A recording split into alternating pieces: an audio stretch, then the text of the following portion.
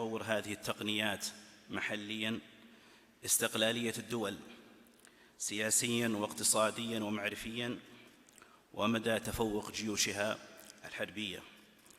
وتقدر حجم الاستثمارات عالمياً في هذا القطاع بما يزيد عن 25 مليار دولار سنوياً، وهو مرشح للنمو إلى 36 مليار دولار سنوياً في عام 2025 ميلادي. وتعتبر المملكة العربية السعودية من أكثر الدول إنفاقاً على الأنظمة الدفاعية، وتسعى لتحقيق أحد مستهدفات رؤية المملكة 2030 بزيادة المحتوى المحلي التقني وتوطين بإذن الله ما نسبته 50% من الإنفاق العسكري في المملكة العربية السعودية. ومن هذا المنطلق فقد عملت المدينة على نقل وتوطين التقنيات المتعلقة في هذا المجال، وذلك من خلال الاستثمار في العناصر البشرية والبنى التحتية، وأيضاً بالتعاون مع الجهات والتعاون في شراكة عالمية. وقد تم بفضل الله التعاون مع وزارة الدفاع ممثلة في سلاح الإشارة لتطوير موجات اتصال تكتيكية وطنية تحفظ سرية البيانات المرسلة وتقاوم التشويش، وذلك عن طريق استخدام خاصية القفز الترددي بأعلى جهد ممكن. الأخوة والأخوات الحضور، لقد راعت المملكة العزوة التقنية عند تنظيم هذا المؤتمر الظروف التي يمر بها العالم اليوم، ولقد وضعت عدد من الإجراءات الاحترازية لمواجهة فيروس كورونا بالتعاون مع وزارة الصحة، وذلك من خلال نقط للفحص الطبي مع تطوير أجهزة كشف حرارية وتقليل عدد الحضور، كما تم إضافة بث مباشر طيلة أيام المؤتمر ليتمكن المهتمون من متابعة المؤتمر. وفي الختام أرفع أسمى آيات الشكر لمقام خادم الحرمين الشريفين الملك سلمان بن عبد العزيز حفظه الله، ولصاحب السمو الملكي ولي العهد نائب رئيس مجلس الوزراء حفظهم الله على دعمهم الكبير لما يحقق التطور والنماء لهذه المملكة وعلى كل الأصعدة. والشكر موصول للقائمين على تنظيم هذا المؤتمر وللمشاركين، ولكم أيها الحضور الكريم، والسلام عليكم ورحمة الله وبركاته.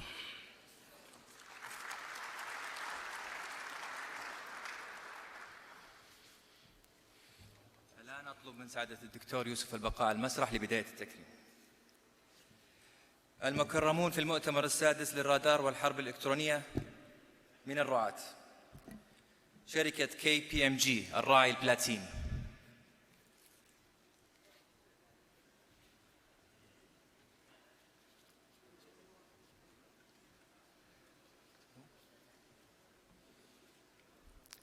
KPMG representative please.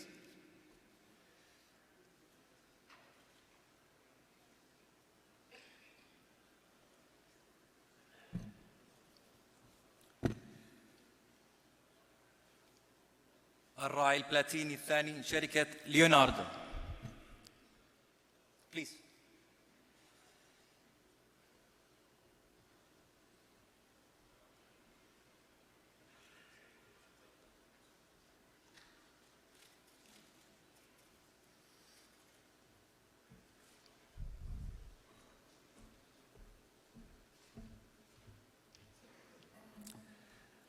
الراعي الذهبي شركة BAE Systems.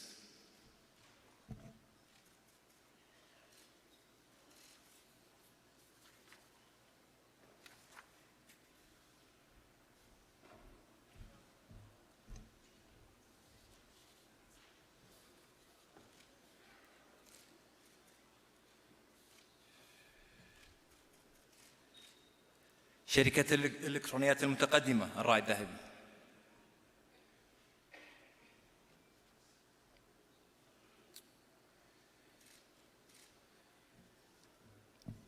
شركة هونسنت جنوب أفريقيا الراعي الذهبي.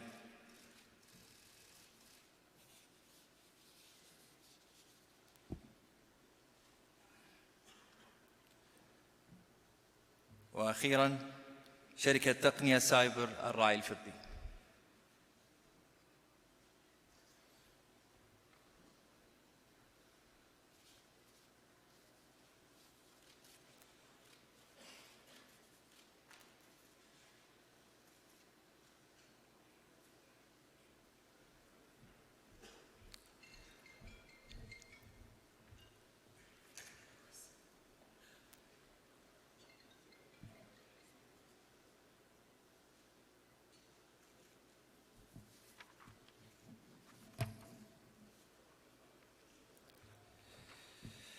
الآن المكرمون من منسوبي المدينة ووزارة الدفاع، اللجنة التنظيمية، وينوب عنهم رئيس اللجنة الدكتور وليد العمر.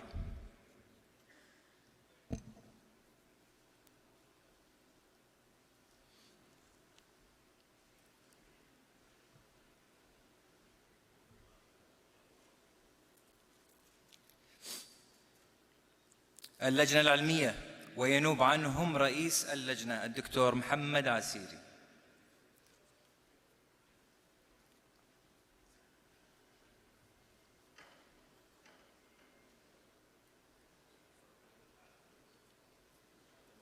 لجنة الإعلام والعلاقات العامة، وينوب عنهم الأستاذ معاذ التميمي.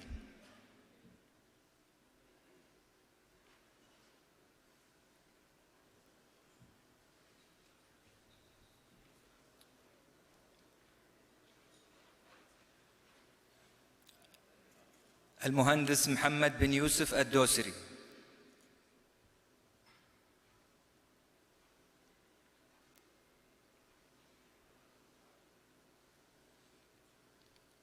المهندس محمد بن عبد الرحمن العمار.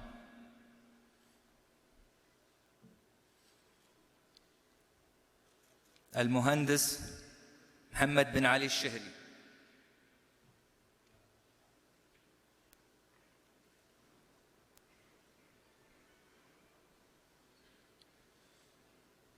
المهندس عبد العزيز بن إبراهيم الداود. والمهندس سليمان بن عبد الله الهدلق.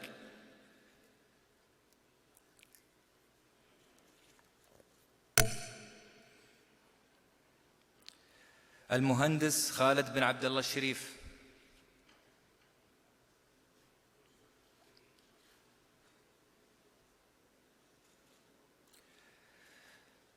المهندس فهد بن عبد العزيز الزيد.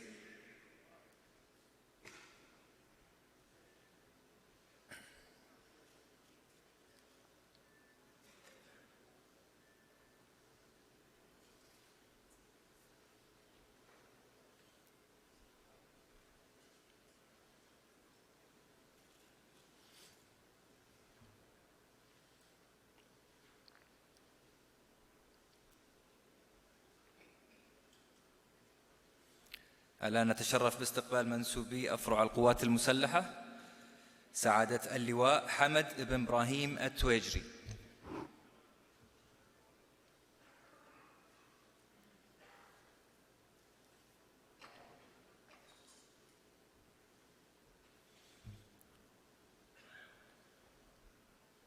سعادة العميد عواد بن زبن العنزي.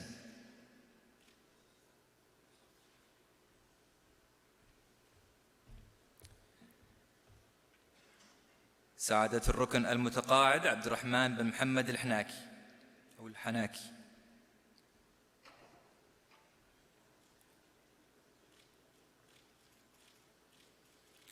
سعادة العميد الطيران ركن خالد بن عبد الرحمن الثمالي.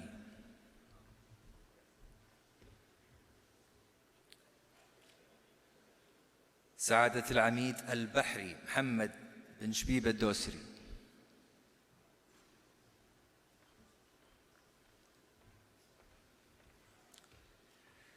سعادة المقدم الركن محمد بن عبد الرحمن القرزي.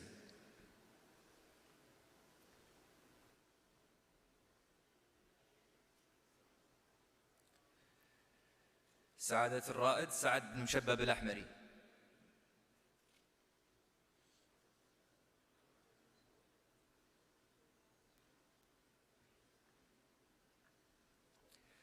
سعادة النقيب البحري المهندس سعد بن مانع القحطاني.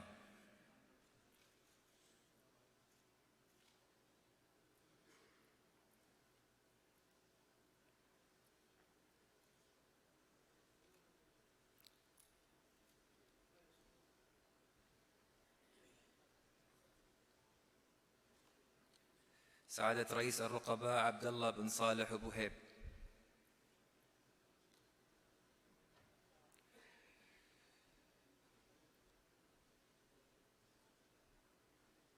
وسعادة الرقيب سلطان بن حامد العصيمي.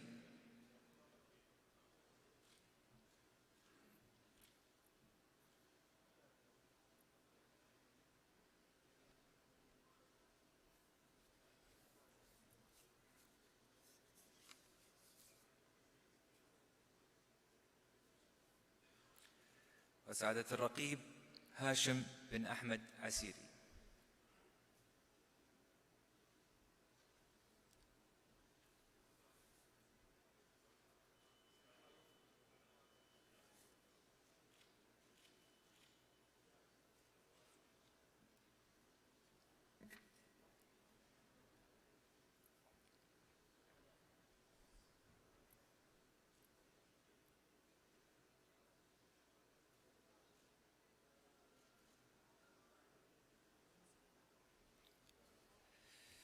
شكرا دكتور يوسف. أصحاب السعادة، السيدات والسادة، حضورنا الكريم، شكرا لتشريفكم حفلنا هذا، وجزيل الشكر لكل من كان له دور في جعل مؤتمر تقنيات الحرب الإلكترونية والرادار حدثا هاما. أدام الله عز المملكة وأبنائها. وأطلب منكم الآن الذهاب إلى قسم الأجنحة في الخلف، والسلام عليكم ورحمة الله وبركاته.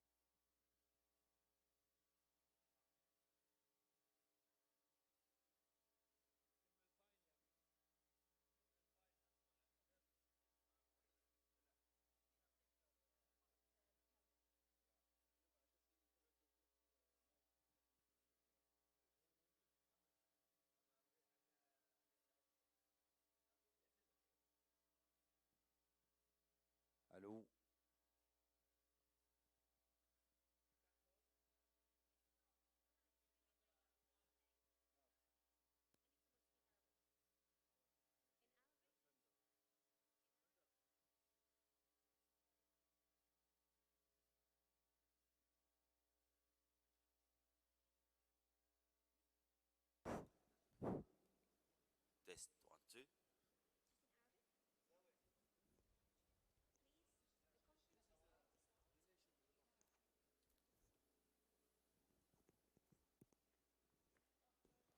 Test 1, 2. Okay.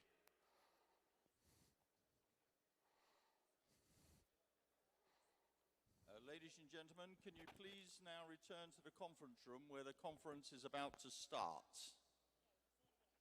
Please return to the conference room where the conference is about to start.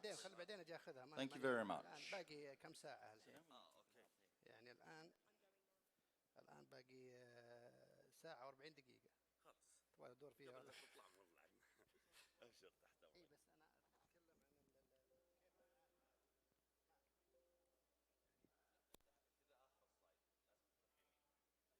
سلايد لازم تروح يمين. لا الحين ما في صورة راحت.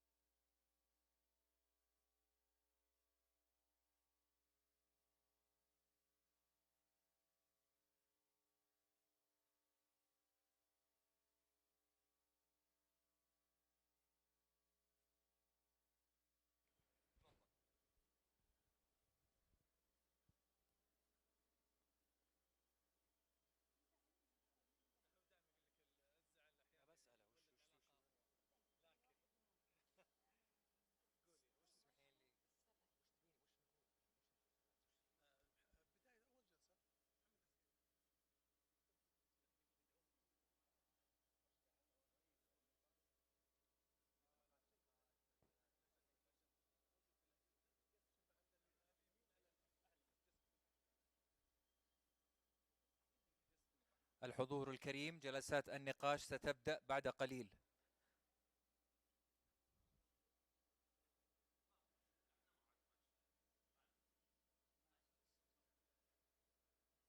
حضورنا الكريم، ستبدأ الجلسات بعد قليل. Dear guests, discussions will start soon. Please come to the conference room.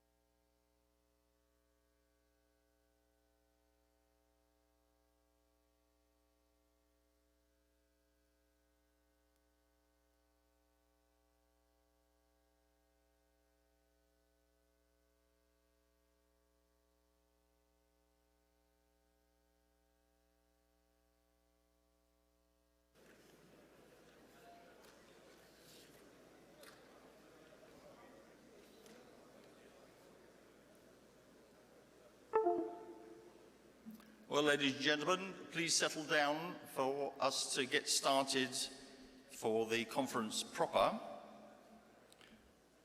A slight change to programme. You've had your coffee break now, so the conference will run now through to lunch.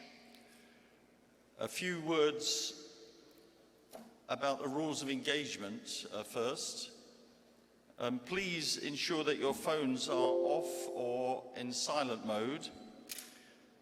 Refreshments will be served, as you've seen, in the exhibition hall.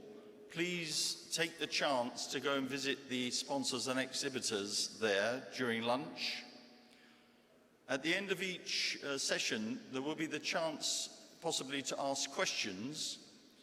There will be a microphone which will be brought to you. Please say who you are and who you represent, and then give your question. I should introduce myself. My name is Air Marshal Philip Sturley. This is my fourth of these events here in the Kingdom, and it's a great pleasure to be back here in Riyadh for the EW and Radar event, which has become one of the world-leading events in this subject. To start us off this morning on the subject of electronic warfare capability through military and industrial partnerships, which is really the theme also of the whole conference, I'm delighted to be able to welcome Robert Laidler, who spent 22 years in the Royal Air Force in the UK.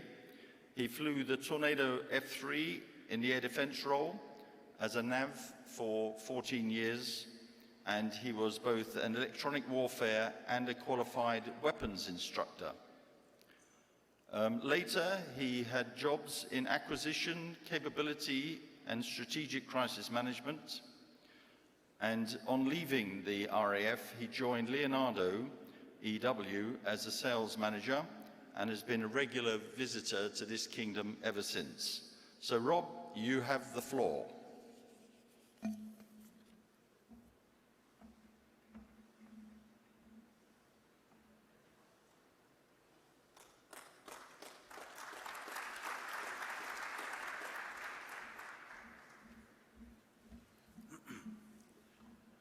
Sirs, Ma'ams, ladies and gentlemen, good morning. Thank you for that introduction, Air Marshal. Please forgive, if you will, the photograph that you'll see above me. It's the one my office sent through. I do smile, but not on that picture. Could I get the slides up, please? Thank you. So my brief today is electronic warfare capability, but through military-industrial partnership. And what I'm going to do today is talk through the problems that we all face, both in the military and in industry, and then try to indicate some possible solutions to that problem.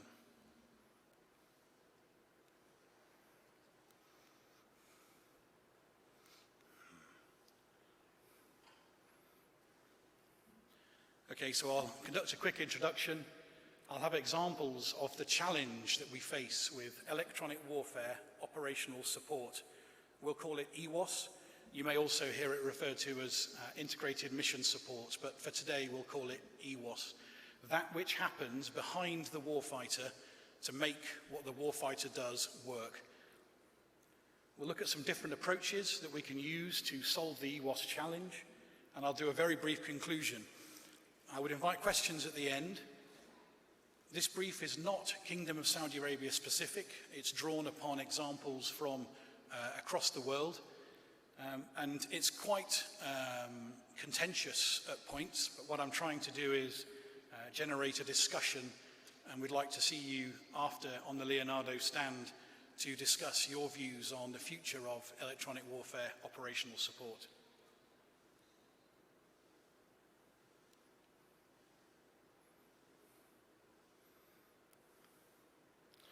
Okay. I'll let you do it because that mice isn't working. So if you go back, please. Go back. Thank you. Forward. Thank you. And I'll call for the next slide. So on this picture, you can see a representation of a standard sort of generic electronic warfare operational support cycle. And if we commence in the top left-hand corner, we have the data. The data is important. It is increasingly important, and it is the key to the future capability. That data can come from open source. It could be classified. It could be a national collect. That data feeds into your national EW database. Most nations currently hold 2 or 3 of those across single services or a national database. We use that information to write the mission data sets or pre-flight messages for all of our platforms, be they air, land, or maritime. And so we do mission planning with that information, but we also use it to do threat vulnerability analysis, to work out what we need to do to counter the threats that our military people are facing. We develop countermeasures. All of that feeds into mission preparation. We then fly the mission, we gather more data, that feeds our database, and so the circle continues as we build our database, use the information, acquire more information, and management of that cycle is critical for the future of electronic warfare. Next slide, please. So looking briefly, if I may, at 3 examples, past, present, and future. In the past, we encountered reasonably basic threats. We encountered threats which we would probably be able to counter with relatively simple jamming techniques, and for which our radar warning receivers and E-link capabilities were able to easily gather the information that we needed. We understood those threats. They were reasonably basic. We could counter them with, for example, broadband noise or generic techniques. An increase in jamming power may be enough to defeat the system. It was a relatively simple time. Next slide, please. I move to the present and the examples there of S2, S3, and S400 as, for example, the threats which fix a lot of the world at present. More advanced threats, and therefore we have to be more advanced with both our hardware, but crucially our software, database management, and electronic warfare control. The programming required is both greater in volume and in complexity. We have to program specific techniques for specific systems. Gone are the days of a generic broadband noise signal to counter a number of threats. That no longer works. So we have to be more focused, more nuanced, more complex. We have to increase our understanding through training and operations. Equipment without the right support behind it is no longer effective. The very best radar warning receiver in the world, without the right mission data set, will not show us threats, and we will be in danger. So training is more complex. Programming is all important, and we have to then go through analysis of the threats to work out how we manage our sensors, to then work out how we write the countermeasures to defeat those systems. And that's a small version of the cycle I showed you earlier. Gathering data, exploiting the data, and then using the data to protect our military people and capabilities. Next slide, please. And briefly onto the future, the electronic warfare landscape as we see it in very general terms. I've got there a picture of the UK Tempest, the next generation combat aircraft for the UK and certain partner nations. That aircraft has electronic warfare built in from the ground up. It is across the platform with sensors, antennas, and fuse systems built into the skin of the aircraft. But it's going to have to be, because the threats we're countering, an open source picture there of S400 based in Syria, showing that it can reach across all of the Eastern Mediterranean. We are facing threats today which are incredibly complex and dangerous.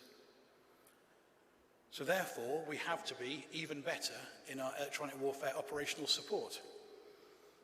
We have to understand the emissions of our platforms. We have to understand the emissions of the threat systems. We have to gather data in a volume never seen before. And when you gather more data, it takes longer to manage and program and exploit. And the threat counters that we are now writing are infinitely more complex than they were in the past and even in the present. We talk, when meeting with military operators, about the potential for stealth through EW. Stealth obviously is an amazing capability, but it is fixed physically into the platform, be that a ship, a tank, or an aircraft. If the opposition forces change the threat system, then we may find that stealth becomes less stealthy because the aircraft is no longer configured for that threat system.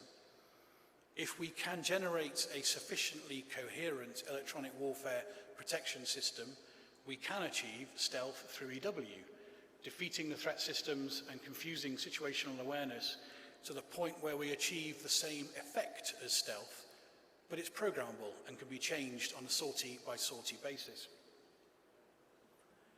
As we move towards the future, if people are not already doing electronic warfare operational support, it's going to be increasingly hard to start from scratch because the volumes of data and the techniques are going to be incredibly complex. And what I really want to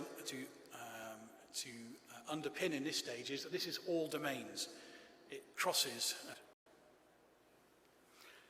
So I'm going to talk about 3 possible approaches that a nation or a military could take to electronic warfare operational support.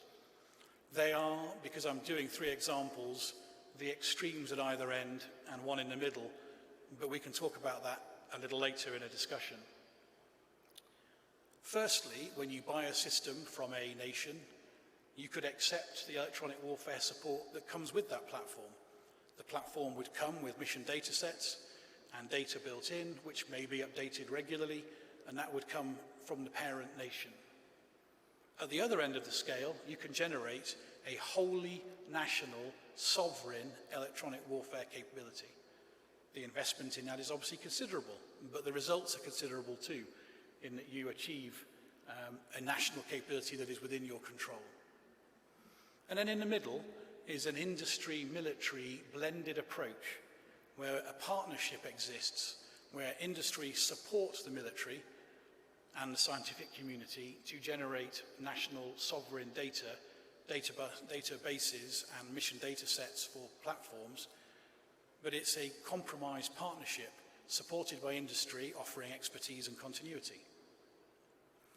I would say that historically, not in all nations, but air has tended to take the lead in electronic warfare operational support, but that is no longer the case. As platforms in the land and the maritime environment become more complex, we will have to focus on each individual single service database and national joint databases. They are going to be key to the future. I represent Leonardo Electronic Warfare, but my colleagues are here from Leonardo Radar, and I would also say that this equally applies in the field of radar technology as well. As threats evolve, the ability to reprogram and repurpose through a national sovereign capability in the radar field is equally important. Slide. Okay, so looking at that first possible approach to electronic warfare operational support, looking at fixed EWOS from the nation which provided the equipment in the first place. There are positives and there are negatives, and I've indicated those with the green and the red signals on the slides. If you agree electronic warfare support as part of capability delivery, as a customer, you are powerful. You are paying money for that capability, and as you bargain for the capability, if you're also bargaining contractually for the electronic warfare support, you are in a strong position. Fixed contracts, you know where you are. You know what data you're getting, you know how often you're going to get it, and you know the products that you're going to receive. You get regular updates. And indeed, if you write into the contract, you'll get emergency updates if a new threat opens up in theatre and you need to counter it. It's also relatively cheap because you are not building a sovereign infrastructure around exploitation and maintenance of databases. You have no requirement to generate any kind of national capability. But that's also the negative. The negative is that the nation that does this will not develop any kind of sovereign electronic warfare support capability. They will not have their own database. They will not be able to manipulate it and program their own aircraft, ships, or land systems. That means that you will be politically reliant, probably for the life of the platform in the modern era, some 30 to 40 years, on the parent nation providing data for that time and being satisfied that you are getting the right information. Next slide, please. The other end of the extreme, generating a wholly sovereign national EWOS capability. The positives, I think, are obvious. That generation of capability makes you militarily independent. It is a robust system. You are politically and militarily independent, able to write and control own data and techniques as required. However, the challenges in terms of complexity should not be underestimated.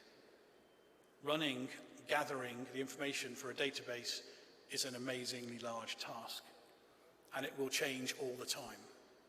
And then using that data to effectively write threat assessments and then threat counters in all environments is a difficult business. Techniques and countermeasures alone, we talk about probably in the modern environment from taking a technically qualified individual and running them through training and subsequent job experience so that they are a subject matter expert in writing threat counters in the radar environment is probably a 6 to 10 year task.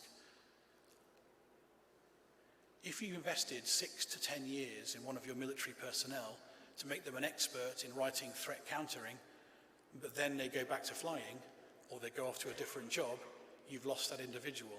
So the churn, the change of people as individuals move around the military, having become an expert in one subject and move away, will be a challenge for management. And finally, technology. Investing in a wholly national solution will be expensive, but also a challenge technologically. Next slide. The middle ground, if you will, the compromise, the position in the middle. Combining the best of industry and the military, crucially, and the crucial word here is partnership. This is not contractual delivery. This is not some kind of, relationship based solely on money. This is a partnership. If it isn't a partnership where both sides trust each other, then it won't work. But the military-industrial partnership is a new approach to electronic warfare operational support. It's flexible. Within that partnership, you can have a dynamic relationship that changes over time. You could start with a heavy industry presence as you train your own people, and over time, the industry presence can drop away as military and scientific people become qualified to do the work. It's platform agnostic, so you're not buying a database alongside a ship, land system, or aircraft from the parent nation and only using it on that platform because you're not allowed to use it elsewhere. You can use your information across all of your platforms. And it's tailored, it's flexible, it changes over time. As your requirements change, as you bring on new platforms, or the threat changes, then we can change the approach to operational support as well. There are negatives. It's definitely cost-wise more expensive than accepting a fixed solution from the nation that sold you the capability, but it will be cheaper than running a wholly military or scientific national solution. It will probably take a little longer to get to that sovereign capability because you are including industry within the equation.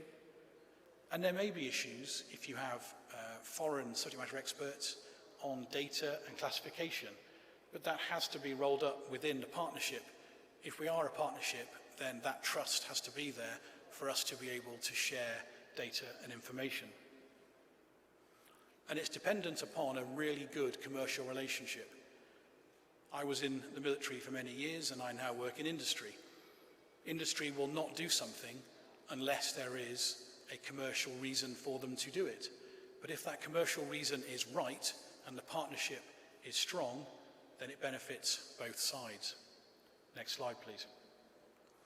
You will be happy to know, I'm sure, that this is the conclusion. Very obviously, I have taken 3 very different approaches to the problem of electronic warfare support in the modern age. Each has their merits, and actually, every nation will probably operate a blend of all 3 of those solutions at some point because that is what suits them best. Ultimately, the customer and hopefully the operational commander in each domain will make the right choice for what they need. I have necessarily given you a simplistic view, but I am keen to start a discussion, both in questions after this and on our stand subsequently. Fixed support, just to remind, relatively cheap but inflexible, and you will not generate that national capability which is so key to most nations, and particularly Saudi with your Vision 2030. Sovereign capability is the most politically and militarily robust answer. Everything is within the control of the military, but it's expensive and will take time and is complex. And if you can draw the best of industry and the best of the military together, industrial expertise and the long-term work in the same field without moving on, and then the military who bring that operational expertise, if you could bring that together successfully, that could be the great solution for the upcoming sizable future electronic warfare operational support challenge. Slide. My contact details, I would be really happy if you would come and talk to us afterwards on the stand to carry this on. But if you need to get hold of me at any point, please use those. Next slide. Genuinely grateful for your attention. It's been a privilege to brief such a qualified audience, and I would now invite any questions.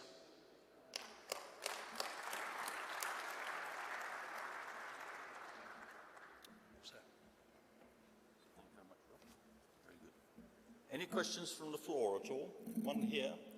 Can we have the microphone here, please?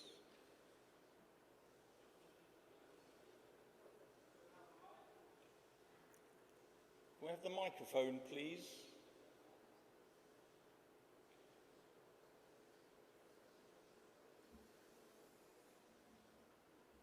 That's very good, just what we needed to get started there. Here we are.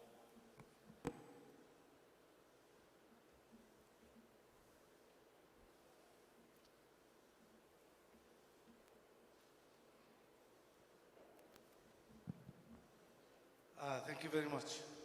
Let me introduce myself first. I'm Arsaf, retired colonel, Ali Mbit, and I think we joined the same experience in EW. Probably I'm a bit more older than you, around 30 years, and database management, signal analysis, and counter threat, and the tornado as well. You spoke about the database and the training that military could improve the capability. Don't you think, I'm doing a presentation maybe tomorrow, but don't you think that we jumped in advance for asking the military capability to improve by military training and database before we make sure that the equipment is actually in perfection state? You spoke also about the manufacturing company will look for a business opportunity to manufacture through partnership. We know that most of the company will run from certain country. Like if it's a British company, it will try to serve the British area, the concept of operation and doctoring, before it's sold over the world. And this is one of the things that's sort of an issue, because you cannot cover the whole concept of operation, all forces, doctoring, and training, and expertise that you might be looking. So I think, and I maybe disagree, but you need to start a little bit earlier to make sure actually the equipment is actually fit, the perfection state for each country or for the partnership that you're talking about. And if we don't have customer from the beginning, partnering with the company, the manufacturer, the industrial company, I think we are starting by the wrong step. Thank you very much. So thank you very much for that question. If I could just précis that question so that the audience can hear. The question is around whether we have the requirement right before we talk about training, delivery and support. Have we actually asked the right questions, I think is what we're saying. And then the other part of the question around if we do involve foreign companies, not necessarily just in Saudi, but wherever, then they have a loyalty to their parent nation. If I may, I'll take the first part first. I agree.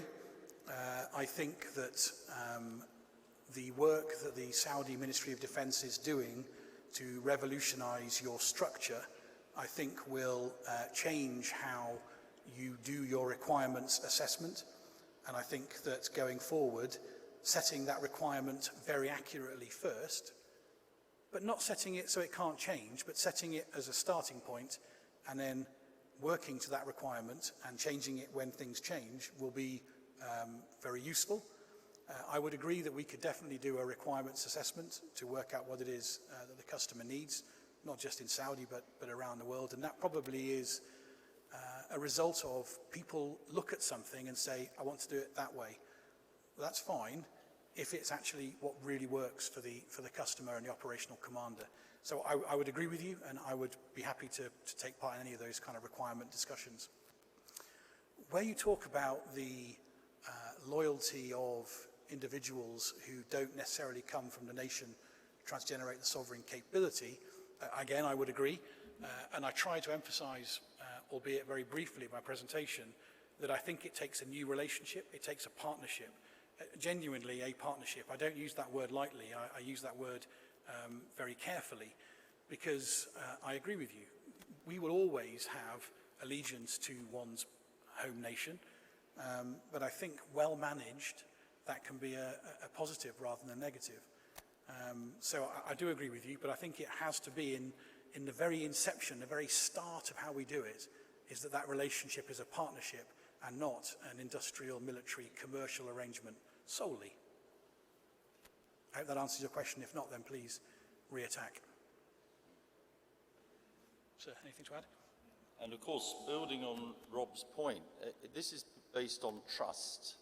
And can I suggest that that trust is gained through years of working together and getting to know each other very well. And we feel very strongly about that throughout, obviously, the EW world. Any other questions at all? One here in the front, please.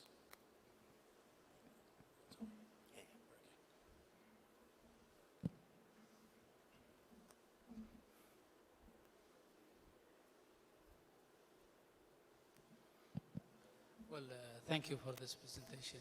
Retired Admiral Ali Al-Juwaid.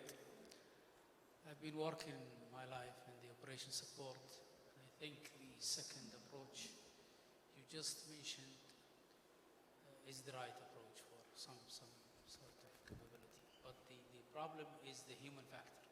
I think it's relied on the human factor. Database is a database, tools of analysis is available. So I think increasing the knowledge of the human factor will play the role much more in the operation support.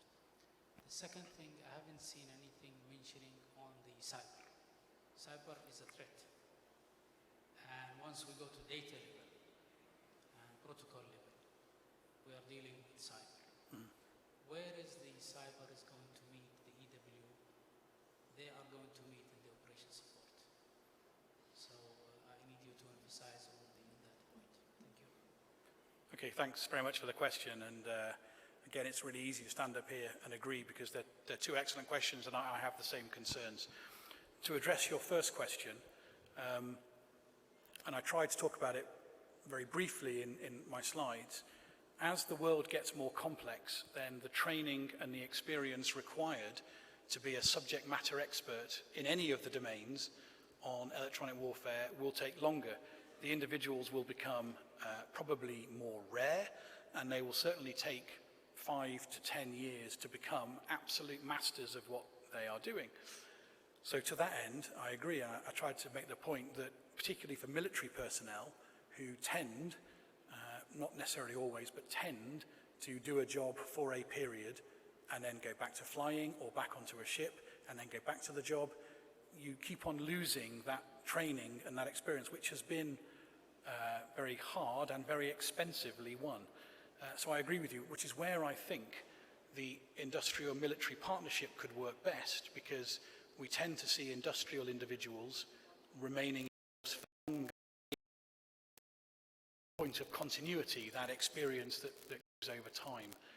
And I think that is certainly going to get more difficult as the threats become more complex and our responses more complex as well. To address your point on cyber, sir, completely agree, again, the blurring of the boundary between cyber and electronic warfare is going to challenge us all in the next few years. The ability to use older electronic warfare hardware and capability to potentially deliver the ability to influence EW operations through cyber. So I think we have to look at those as one thing rather than two. Today I was asked to brief on electronic warfare operational support, but I absolutely agree that in the future we will need to make that one thing where cyber and EW are treated very similarly. Does that answer your question, sir? Thank you. Any more? Another one here, please. Colonel Fahad Al-Qahtani, EW Chief Assistant. Where does the EW sits between the operational level and the strategic level? Where do you think it sits there? Colonel, thank you for the question. Let me answer, and if I get this wrong, then you can ask me again and I'll have another go. So I think that there has never been a greater separation of the individuals who do electronic warfare and operational support for their jobs and senior leadership. And I don't mean in Saudi, I mean across the world that I have seen. The expertise of commanders, as EW becomes more and more complex, our commanders will necessarily understand it less because it's very complex and they have experts to do that. So I think that an awareness of the specialization of electronic warfare and other specializations that the commander cannot fully understand, I think is a good thing. We recently began in the UK running small training courses for senior commanders. So when you are appointed to command of a sizable unit in the joint environment primarily, there would be a training package for those individuals at 2- and 3-star level, and that part of that now is a one-day electronic warfare refresh course where they are just given one day, everything in one day. There's a limit to what you can teach, but you can teach the theory and the understanding of where our current capabilities are. So I think, if I have your question correctly, a regular update to key command individuals of developments within their EW and cyber communities is the way to go to break down that barrier between the operational and strategic level and the teams who are doing the work on the ground. Was that your question? Colonel, thank you. Just further on that, of course, one of the themes that we push on our generals courses, certainly back in the UK, is that EW and cyber actually is not just for geeks, it's for commanders, because they're the ones who need to appreciate what EW brings to the fight. And as Rob said, what we're finding is there's a gap, and we have to fill that gap, because many senior commanders now do not fully appreciate what, and of course it goes everything from SIGINT to self-protection systems to radars to everything. Well, ladies and gentlemen, we're running slightly late on time now, so Rob will be available, and there is the booth in the exhibition hall to take any further questions later. So meanwhile, on your behalf, can I thank Rob for an excellent presentation to get us going. Thank you. Thanks, sir. Well done. Thank you. Well, ladies and gentlemen, we now have a panel session, and it's on the central theme of stakeholder collaboration for defence innovation partnerships, and it follows on slightly from what Rob was introducing in one particular example. We have 4 honoured guests to take part in this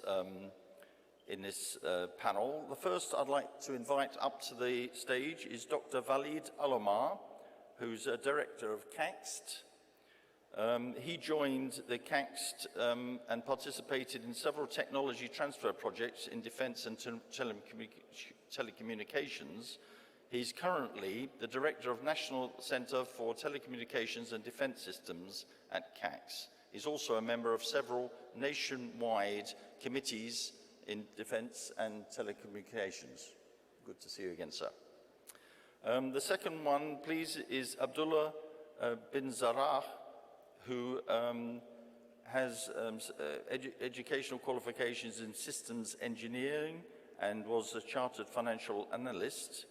He was a founder member of GAMI, the General Authority for Military Industries, from 2018 until present. So, can I ask you to join us, please? Thank you, sir. The third panel member is Dr. Mohammed Al-Khatani, who works for SAMI. He has worked as a consultant in cybersecurity and is still working as a consultant in military industries. He's also a member of the establishment team of the Saudi Arabian Military Industries Company, SAMI. And it's good to see you again, sir, as well. And last, certainly but not least, is Air Commodore Stephen Reeves.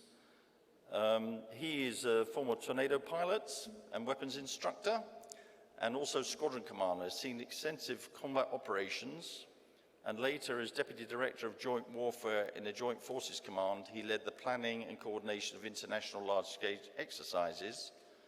He's recently retired as the Senior Military Officer in our GCHQ. So to all four, a very warm welcome. Now, yes, thank you.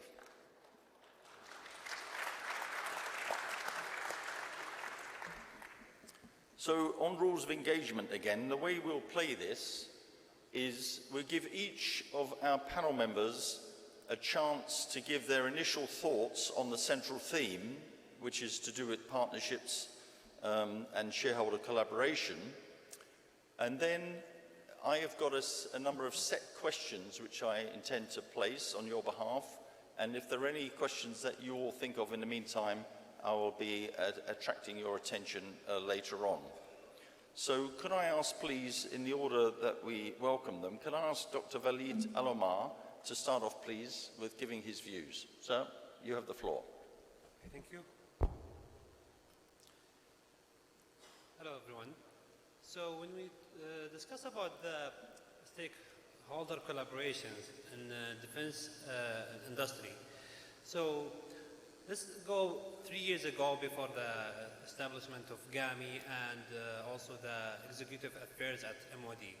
So there was like, we have the end user who is the either RSAF or Navy or any of the military end user. Their main concern is to make sure they can do their duty in order to protect the government, the country, and their main concern is the readiness. They would like to have all of their weapons and artillery ready whenever they would like to use it. And it's not on their mandate to localize anything or to develop anything in country, because that's out of the scope of their work. So on the other hand, we have Ministry of Finance, and their main concern is about the government spending and ensuring that there is no financial deficit and all the financial things related. We also have Ministry of Economy, which is caring about the GDP and economic diversification.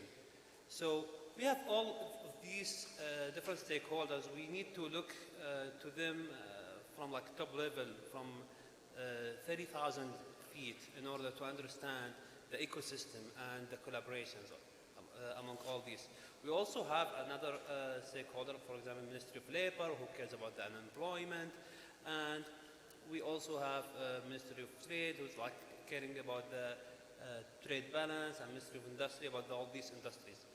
But however, everyone has his own objectives, but the collaboration among all these was not like to the level that we are expecting. Now, I believe with the establishment of GAMI is going to orchestrate all of these things and try to align all the stakeholders in order to make sure that we have an ecosystem that creating a win-win situation for both parties. And I believe so the stakeholder roles and collaboration is changing rapidly recently because of the establishment of GAMI. Thank you. Thank you very much. And next, can I invite Abdullah bin Zara, please, to say some words. So thank you very much. I'm very quite excited and glad to be part of this discussion, and also very excited to see this growing level of interest in many topics that are considered core of the military industry strategy that I will shed some light through the discussion and the questions as well.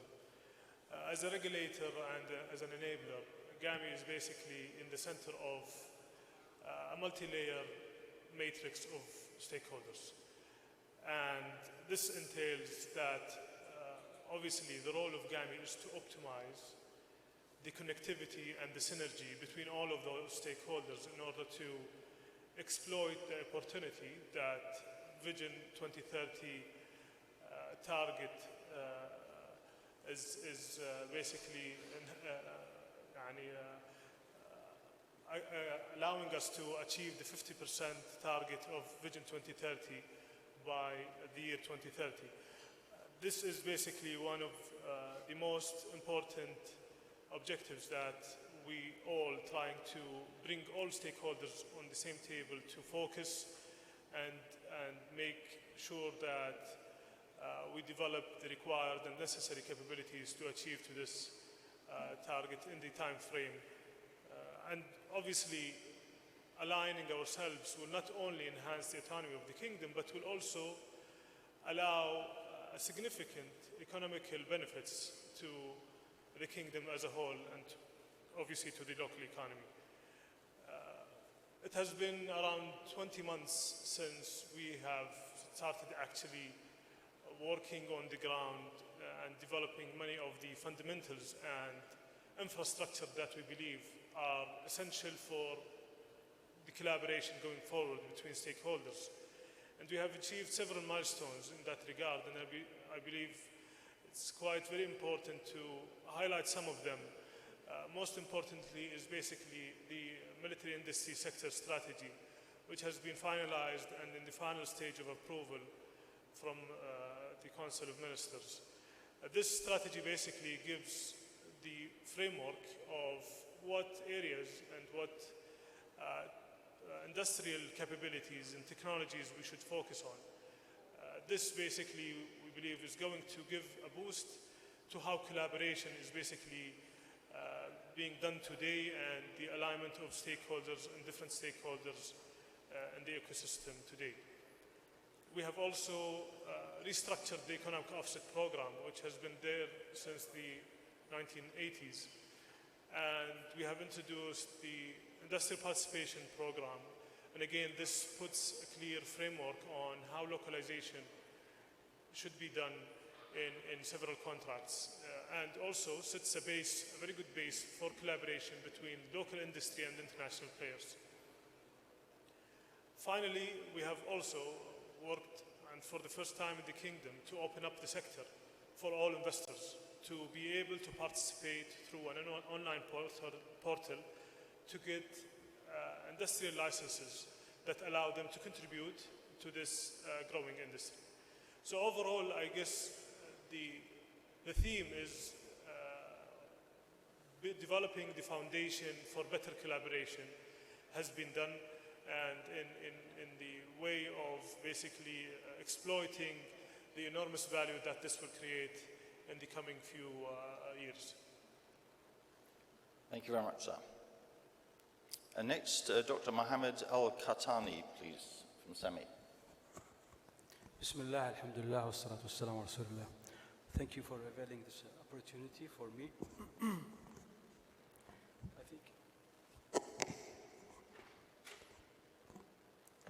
so. It is important to say that during the establishment phase of SAMI, the SAMI team identified, certain challenges in the existing ecosystem in Saudi Arabia, and one of these challenges was the lack of collaboration, let's say, between among different entities. There is also, at that time, there were no synergy creating mechanisms in place, and thanks for the establishment of GAMI, I think that is is being solved, or at least the process of solving that has started. So in the DNA of SAMI, we know that collaboration is a cornerstone, and that's how we built our industrialization and technology strategy. So we identified certain frameworks or mechanisms to ensure that our strategies will work. I mean, our strategy in terms of industry or transfer technology.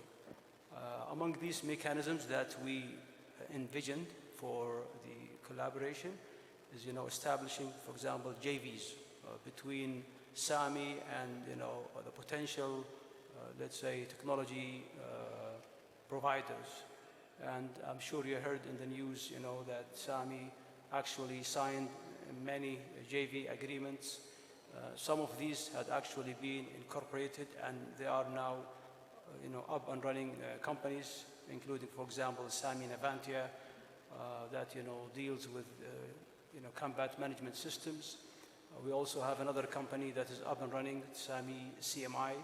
This company focuses on turrets, which is the firepower of military vehicles, and there are others to come.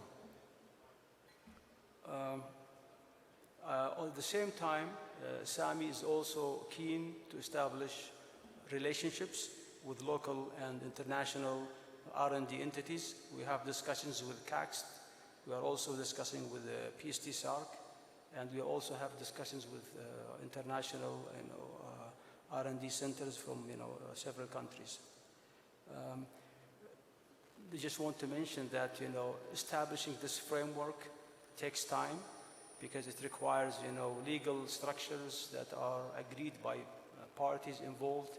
It also requires identifying which technologies to be brought to the country, which capabilities will be provided by the OEMs, and also agreeing on the IPRs. And SAMI is working on that regard. Thank you very much. Thank you very much, sir.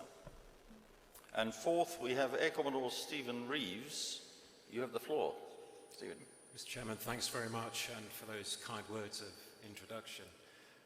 I hope my experience across frontline operations, joint capability integration, and cross-government can add something to the value of today's session. And I'm delighted to join such an esteemed panel representing just one of the companies partnering the Kingdom towards achieving Vision 2030. I think I'd like to start by saying a few words about the operating context, and Rob touched on this earlier. We're increasingly living in a world that is connected, complex, ambiguous, and contested, with a focus ever more on the rapid change and pace of change of technology. And I think these characteristics are particularly applicable to the use of the electromagnetic spectrum, and thus to electronic warfare, which incidentally seems to be going through something of a renaissance across the world, so this conference is very timely. And I think all nations are on similar journeys to be as efficient, effective, and thus politically relevant to the conflicts of tomorrow. And all nations have a way to go on what might be that never-ending and evolving journey. An early step in any of this work is to define a list of critical national infrastructure. This is needed to provide resilience, and sovereignty, and again we've heard a little bit about that. But I think my take on that would be that this is a discussion about risk, and nothing can be absolute in either of those areas. But I do think an ability to manipulate the electromagnetic spectrum is a must on that list. So we need to work around that for this conference and beyond. And at the heart of that understanding and work is an ability to make timely decisions in a contested environment, from the tactical to the strategic and the blurring that the Colonel talked about earlier in the presentations.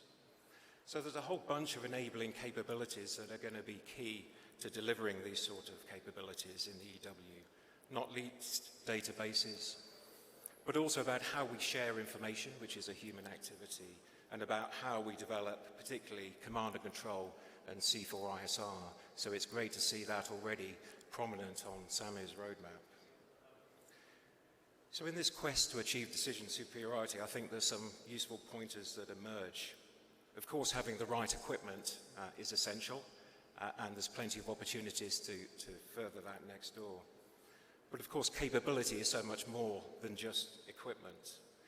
Equipment gives us the how, if you like, but the other lines of development give us the what. So it is actually, as importantly, about training, about doctrine, about organization. These things are key across academia, research and development, innovation and operations. It all has to be joined up in the way that is trying to be done here as part of Vision 2030. And of course, we all need organizational boundaries and the authority to discharge our responsibilities within it, but we also need to recognize that every boundary creates a seam that potential adversaries can exploit in an world that is more contested. So it's really important that we develop and understand a common language to describe. Words are important here, operating models and doctrine giving the ability to act. But the finish at the heart of this, and it's already been mentioned at least twice, I'm pleased to say, is people at the heart of our capability. So behaviors and interaction are important. It's about developing partnerships beyond the transactional. It's about trust by investing in relationships. It's about starting with a shared vision of the world, having honest communication and robust conversations when needed, having empathy for other people's views, and having to compromise towards the collective good. It's not a zero-sum game. And we need to achieve that over a broad community, from academia, research and development, government, industry. It's not easy, but I think that gives us the best chance of success on the challenges and opportunities of tomorrow. Thank you. Thank you very much, Stephen. Well, ladies and gentlemen, we now can move on to the questions. We've got some prepared questions here, some of which are connected with what individuals have said, but we'd be interested to hear what the panel says about it. The first one, and it's in no particular order, so please let me know who would like to answer the question, and not everybody needs to answer every question. The first one is, where are the stakeholders currently focused in regard to defence collaboration? Who would like to start on that? What is the focus at the moment in defence terms? So, I'm happy to... at the end of okay. So the focus, I believe, given the rapid development that has happened, the local defence ecosystem the past 3 years, obviously there are new entities and new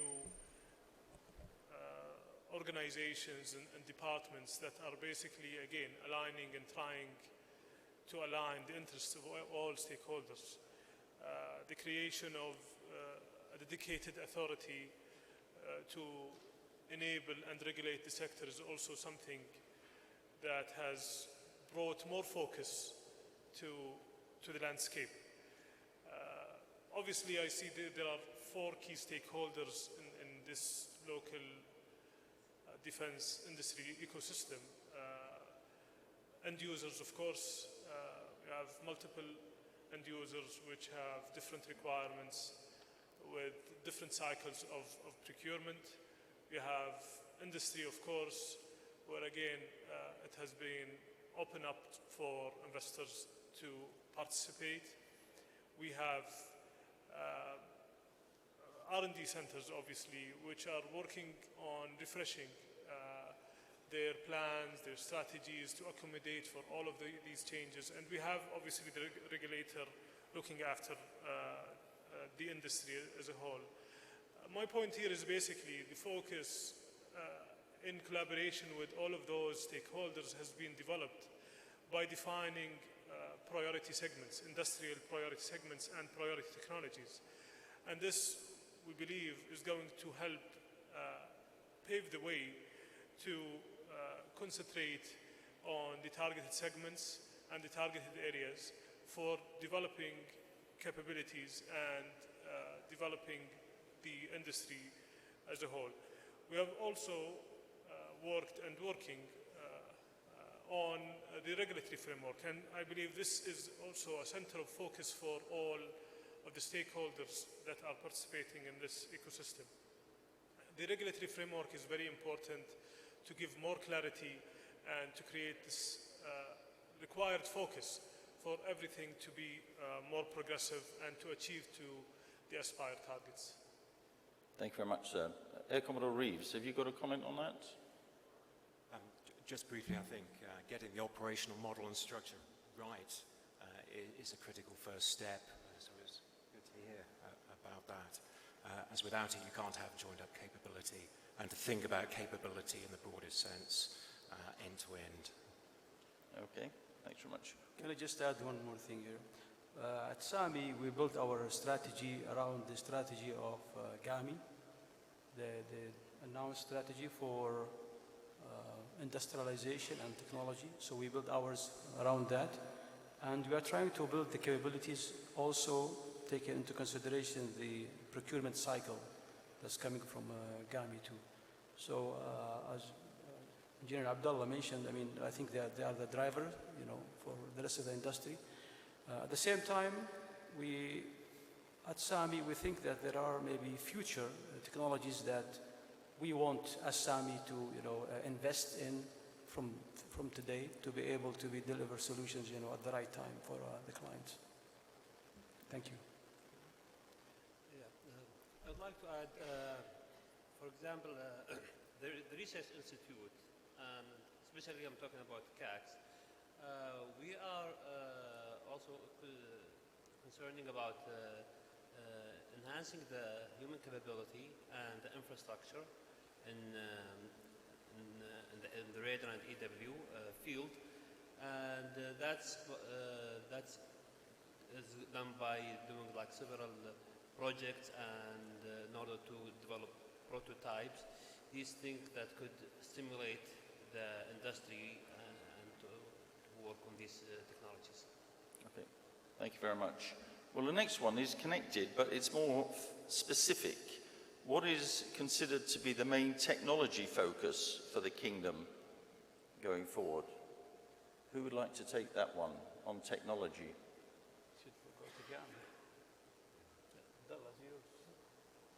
Okay, so I believe the technology that is needed to be focused from my point of view is that the one that has a specific security clearance characteristic.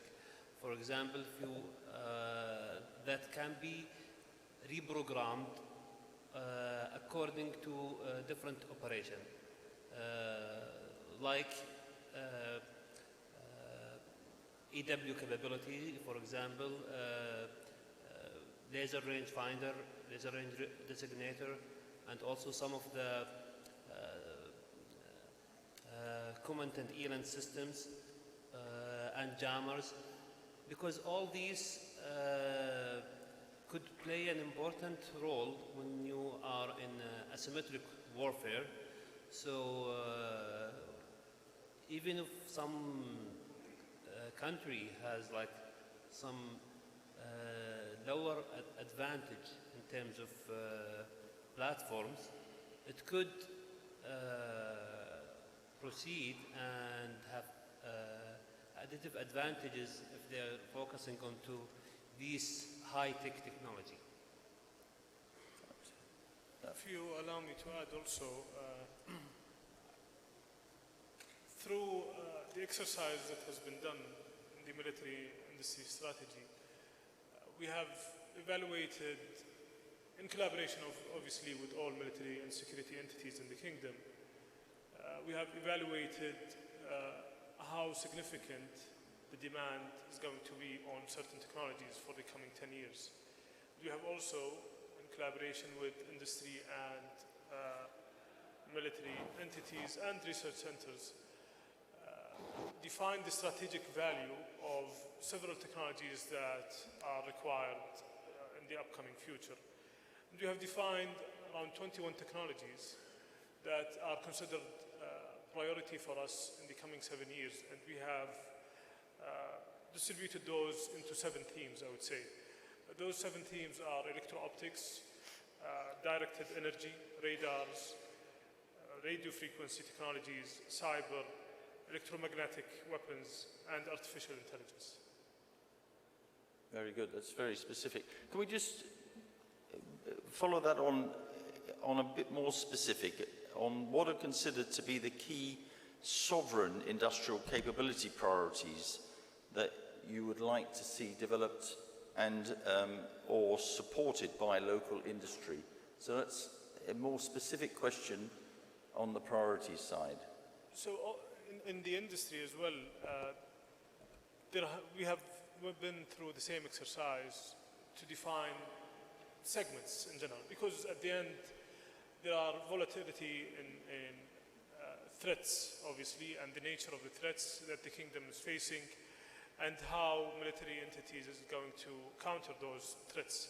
And therefore we had defined 11 targeted sectors, I would say, based on what we do actually have as an existing fleet.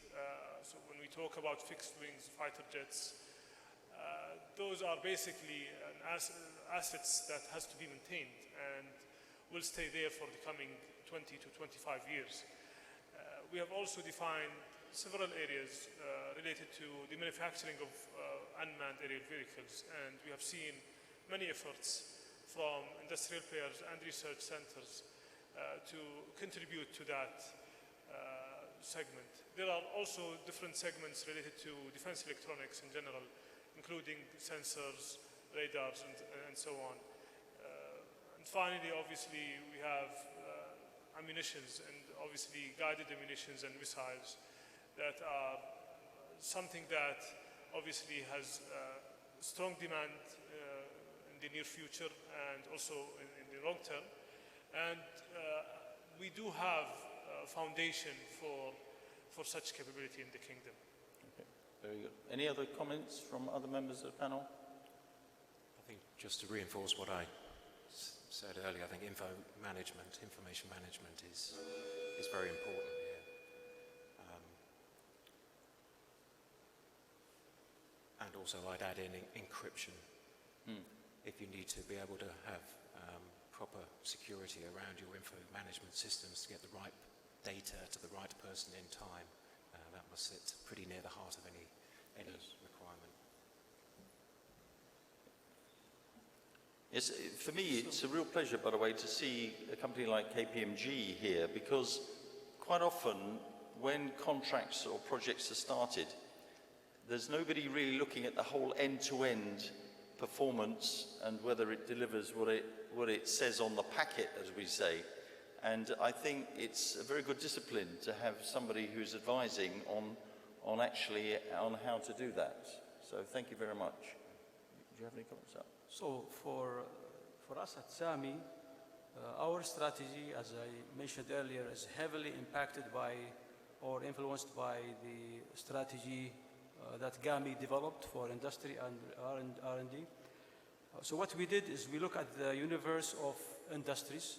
So we took three like say domains: land, sea, and aeronautics, and we defined, the main systems that usually you would expect to see in any of these platforms, and then we identified what capabilities we need in order to get there.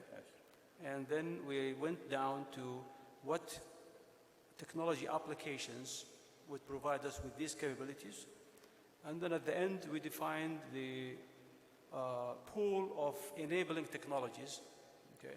So it's like a hierarchical structure. Okay? Then we try to develop, and we did this for the three, platform-dependent domains, as we said, land, sea, and aeronautics. And then we defined two cross-domains, one of them for defense electronics, because you can have a radar in any of these platforms, for example. And also another cross-domain is the weapons and missiles. Okay. We try to, come up with criteria, which we actually developed, to give weights to the capabilities and enabling, technology applications that we'd like to own inside the company or in collaboration with our partners. And then we applied also to that GAMIS criteria that they have defined, because we know that no company can do all this, in its own right, and also the time frame that we have is also very limited. So this is, this criteria is actually our, compass, and choose what technologies we will invest in. Sometimes it's not only technology of, development, it's also sometimes the technology of production that we need also to identify. Thank you. Very good. Thank you very much for that. The next question I think has been covered by what you've said already, but the final one, which is always a problem when you have new initiatives, and that is, what are the major obstacles that will limit stakeholder collaboration, and how can those obstacles be avoided? Dr. Vali, could I ask you to start on that one, please? Yes. I think the major obstacle is that the timing for achieving the objective. So, for example, now the military, they would like their systems to be available as soon as possible. But however, if they go to some like industry and ask them to manufacture these and develop it locally, it's going to take a long time. And it's even going to take longer time with the R&D. So, because most of the people are looking for quick win and not caring about the long-run plan. So I believe that's a major obstacle, because you need to consider both things, the quick win and long-run plan, in order to be in your strategy. That's one major thing. And I see also there is another obstacle, which is recently when the executive affairs has been established, there is like some changes in the Ministry of Defense, which is eventually, I believe, it's going to be to the best. But maybe during the changes, people need to understand how to, like, now, I mean, the executive affairs is looking for the general idea, for the general benefit for everyone of the end users, and trying to look for the best, which is different than what used to be before. Before, the end user is ordering his requirement directly without the intervention of the executive affair. So I believe all the recent changes are good and are going to resolve some obstacle, but some more of a change management strategy. I think we need to focus on that change management strategy very carefully. Thank you very much. Any other comments from panelists? Could I just add, I think we all quite rightly spend a long time looking at the hard elements of contracts to get them right, to deliver value for money. but it's often the soft elements around it that often prove the obstacles. So having a shared vision, having a partnership based on trust, having a standard agreed language to describe the world in a way that you recognize that there's always compromise and that you're in it together is quite important.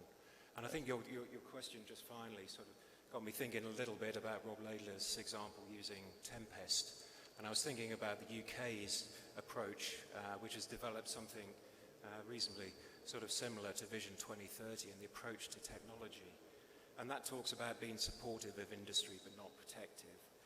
And it talks about getting value for money and making sure you've got the best and affordable capability. And just to build, finally, that Tempest brings four industrial companies together, BAE Systems, Rolls-Royce, MBDA and Leonardo, and a rapid capability office that looks at innovation, which we haven't really touched on much but might come out in questions, research and development, which has been talked about quite a lot, and blending that into a shared vision. And international partners are looking to join that too. So I think that's quite a hopeful model, and we'll build on the good work that everyone here I know has done towards Vision 2030. Very true. Thank you very much. Just as an operator on Dr. Valid's point about patience, I mean, the problem is, if you, as you have in this kingdom, got an existential threat, you need to be able to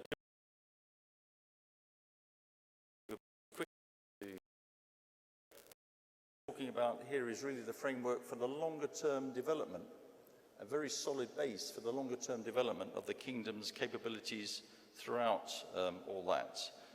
Well, ladies and gentlemen, we've got a few minutes for questions from the floor for the panel. Is there anybody? There's one here, please, if we have a microphone.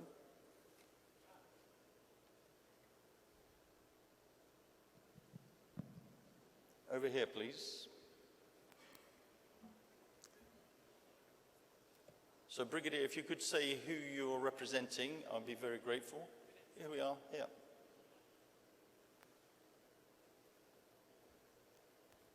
And if necessary, who you would like to direct the question to. Thank you, sir. السلام عليكم. ملوح الدحباش من القوات الجوية. ملوح الدحباش from Royal Saudi Air Force. I have three questions. First question to Sami and Gami together. During the introduction of the representative, I think there is a lot between the main goals or strategies between the two agencies. Could be clarification from anyone from them. Second questions for Gami. Are we ready to build our capability in electronics form, mainly in the radars and the radio? And if it is there is a time frame for that? And third question for Sami. One of the main goals of Sami is the localization. Is there a time frame to see the products for the localization or products? Thank you. That's three questions in one, sir. You should have been a politician. Who would like to lead? Just for the sake of clarity, Sami and Gami are not two agencies. Gami is an authority, a government authority that is basically has a board of directors that is led by His Royal Highness the Crown Prince and reports directly to His Majesty the King, the Prime Minister. Sami is a company, and I will leave the floor maybe to Dr. Mohammed to explain more, but is a company that is playing in the field of the military industry. So they are not two agencies. So when it comes to the strategy, every company obviously has its own strategy. As an authority, we are obligated to give clarity to investors and companies in the sector by defining an overarching strategy. And we tell and we say, obviously, that the direction is this way, for example. To give the industry players and research institutions the opportunity to grasp the directions in such framework. So I guess there is no overlap. Obviously, it's a complement and adaptation of strategies together. And I'll leave the floor to Dr. Mohammed if you would like to elaborate, Dr. Thank you. SAMI, as General Abdullah said, it's a company. It's government owned. Our shareholder is the PIF, the Public Investment Fund. The company was established to become the national champion of Saudi Arabia, to act as a catalyst, to energize the sector and to work with the key players in the sector, including private companies, other publicly owned entities like MIC and others. As for the other question, third question regarding the time frame, okay, I mean it is important to realize that other nations, if you take for example the Turkish model or the Korean model, which we studied during the establishment phase of SAMI, these two countries, they had a better starting point than us in terms of what existing in the country, and it took them decades to get to where they are at the moment. So this journey is not a short one, it's a long one, and also there will be capabilities that SAMI can, and other, of course, companies in Saudi Arabia will bring to the market, but the time frame will depend on many factors. Number one, the complexity of the products that you want to bring. Number two, the availability of a local supply chain that can support the development of that product, including not only the industrial supply chain, but also the R&D supply chain, because some of this work will be done at R&D centers like PSD SARC or CAXT or KAUST or King's Abdulaziz University, King's Abdul, all these universities. And then you have on the other side the level of cooperation that SAMI can get from its potential partners. We know that most of these products that we target are like heavily controlled by export regulations of the owner of the technologies. So all these factors, including in addition to that also availability of fund, because some of these products will require external funding, either from PIF or GAMI or MOD, for example. And so this combination of factors will at the end determine the time span of delivering the products. Thank you. Thank you. So, unlike politicians, they did give you an answer to that question. Any more injects? No, sir, another one in the front here. Can I? Sorry, we have one there and then one here. Yes, sorry. After you, sir. Again, I'm a retired officer. My name is Ali Mabit, and I come from BE and RSAF as well. I'm an instructor in the EW school. Through this discussion, and it's not a question, it's a more comment or add to the discussion if you want to. I noticed two things. One, that we are not considering the technology gap.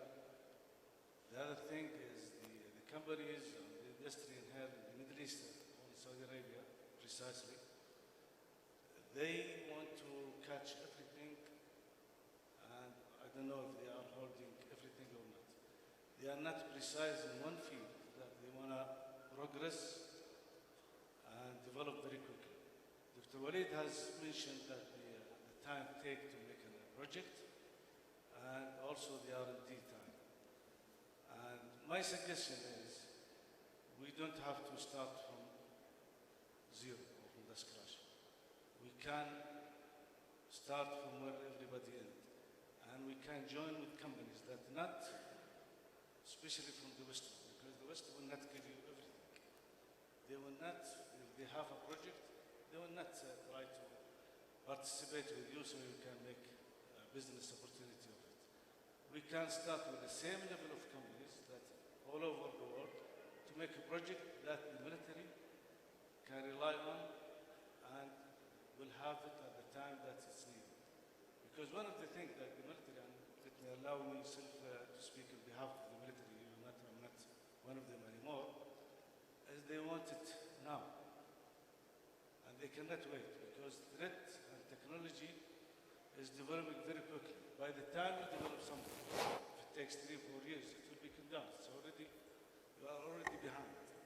And the military will not allow this, especially if they are participating in your budget and the government is supporting you in all possibility. Thank you very much. Thank you, Sam. Any comments on that? Yes, thanks for your question. So regarding to the technology gap, we have been working, we worked with GAMI in developing the strategy for some of the military, high-tech military industry. And during that study, we did an assessment for the current situation, and then we did a benchmarking for different technologies to see what is the state of art and what is our targeted thing. And then we identified the gap, and so all the gaps, the technology gaps has been identified through that study, and as a result of that, GAMI came up with several programs in order to support this gap. But also would like to add about where to start. So yes, I agree with you that we don't need to reinvent the wheel. We need to start, so that we don't have to start from the beginning, but you have to start from a point where you have the IP right to start with and the technical capability that allows you to work. So that's where what can limit you from which level you can start. Thank you. Thank you. Can I just comment on this, please? There are certain core technologies, maybe they dated back to the 50s, but we don't have it in Saudi Arabia. And these are core components to some of the products that we want to produce. In order to ensure our supply, that, at no time an external entity can stop us from production, we need to have some of these core technology available to us. Okay? Navigation systems is one example. Okay? Yes, you can buy components, but if you don't have the core software and firmware that comes with it, it doesn't work. Okay? So I think there is no one answer. Sometimes, yes, we can start from the latest technologies, but in other occasions, we have to have some core capabilities for all technologies in order to ensure that we have supply of products when there is like an embargo, for example. So it's very difficult to just have one answer. Thank you. I think I was just going to add that there will always be technology gaps, whether you're ahead of or behind your potential adversaries, and you can't chase every one. So I think the important part really is that understanding in the broadest context of risk, which, if I may, Mr. Chairman, takes you back to your comments about this developing our people to have an understanding cross-domain, because the threats of the future in the land domain are not necessarily or won't be met by a land response. Yeah. And in many ways, we're only as strong as our weakest domain across air, land, maritime, and increasingly space and cyber. And I think EW has a role to play in all of those. That's so true. Also, if you allow me, I think, one of the challenges is what you already mentioned about the requirement of having some equipment or services now. The problem is now, because if you look into the benchmarks and other countries that were able to develop capabilities, there has been consistently a long-term planning mechanism that allowed R&D centers and industry to prepare to satisfy the requirements of the end users. So I guess one of the most important challenges that we face today is short-term planning. And this basically, whenever this is basically expanding to a longer-term horizon, will allow significant improvement on the delivery and satisfaction of the products and services that research R&D centers and industry are providing to the end user. Thank you very much. Now, ladies and gentlemen, we've got time for just one more question from the front here.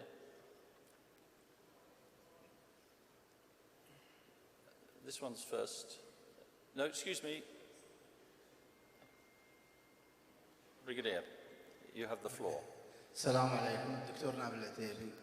My question to عبد الله بازرع from GAMI. For GAMI, it is better to have many Saudi companies in the industrial sector. Now, SAMI takes AEC under its umbrella. How you see this step? Is it advantage to the market? Is it the best way to do the business? Thank you. Who would like to take that one? I wouldn't, أول شيء بس بعرفك اسمي عبد الله بن زرعة, but I wouldn't comment specifically on AEC deal.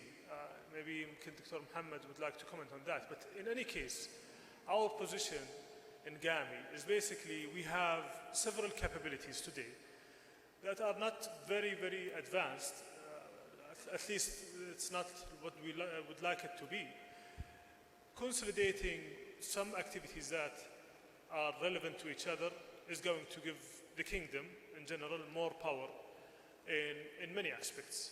When it comes to discussions with OEMs to implement many of the localization strategies that we would like to see, it will give us more also alignment between the supply chain for at least the first few years in order to accelerate the development of the capability. So we see it in general, a consolidation of relevant capabilities that are relevant to each other are good to an extent.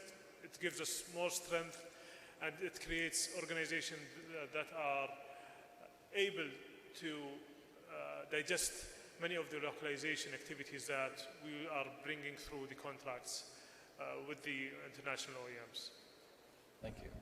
So now the very last question. Sir, Colonel. السلام عليكم.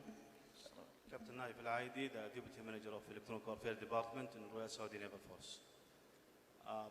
Actually, I have a statement regarding the question about the obstacle facing the agency there, which is Dr. Walid mentioned that's the problem on the time frame of production. I think the main or major problem, the infrastructure for transferring the technology, training the personnel, finding a virtual ground to qualify the personnel from the safety and security up to the top management. This is a main issue.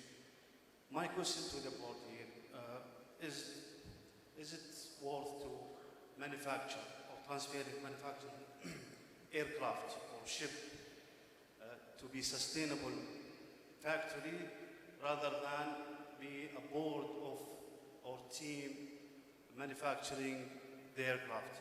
What I mean, the JV now outsourcing to build up part of this aircraft to be a long partnership through life support and sustainability. So is it worth to bring this technology here or to be a part of the around the world manufacture? Thank you. That's a very relevant question. Gentlemen, who would like to lead on that? Yes, I can comment on this. I think there is no single answer. I mean, it depends. There are products that their life cycle is 40, 30 years, like aeronautics or naval platforms, and this will always, from our side as SAMI, will subject to whether there is business sustainability. Okay, and then there are other components that their life cycle is shorter, and there might be business in having them localized here. And localization doesn't mean that every single thing has to be manufactured locally. Okay? Of course, you have to make, the famous make versus buy decision in every component and subcomponent and all that kind of thing. But at the end of the day, from Sami's perspective, we will follow, a programmatic, approach. So wherever there is, sustainability of business, we will of course do. There will be exceptions where we think that there are capabilities that are sovereign, and our shareholder is willing to invest in to have it local, and that's another work stream that we work on. Thank you. Thank you. Stephen? I was just going to say that I share many of the challenges that we've all faced in delivering long lead time aircraft and other complex platforms in all the domains. And I don't think that is going to ever change.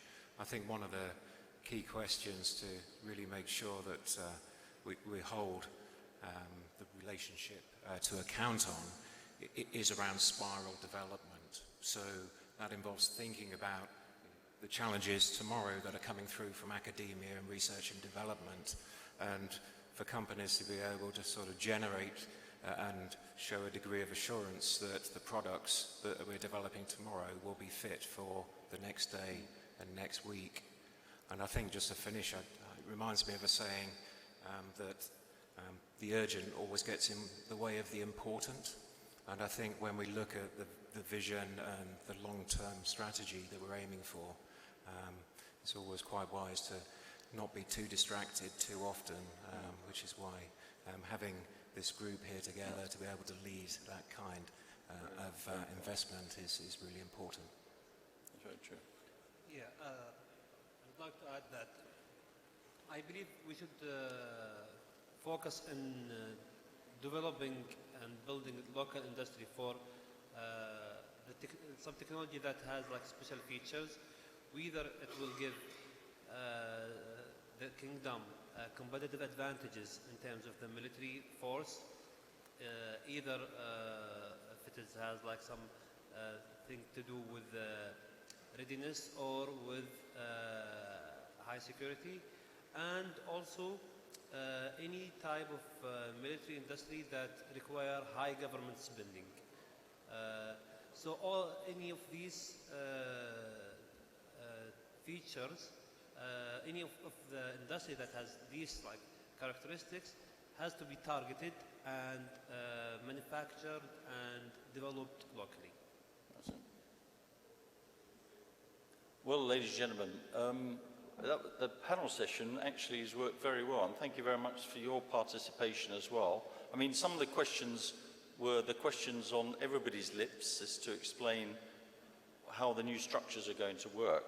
But on your behalf, can I thank all four panel members for being very clear and honest about their answers. Thank you very much. Thank you.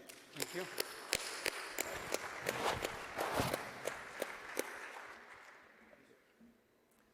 Well, ladies and gentlemen, bringing us up to lunch now is our very important keynote address for the conference on the subject of satellites and what they bring to SIGINT and EW. And we have Brigadier General Awad Al-Onazi, who's the R&D Director from the MOD here in Saudi Arabia. So, General, you have the floor. Good to see you.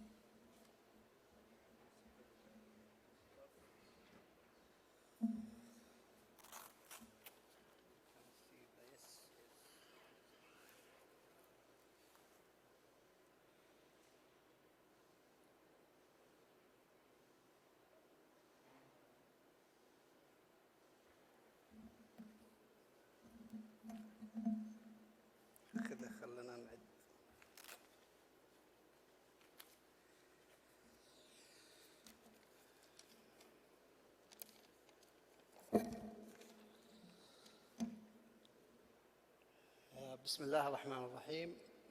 Excellencies and ladies and gentlemen, Assalamu alaikum wa rahmatullahi wa barakatuh.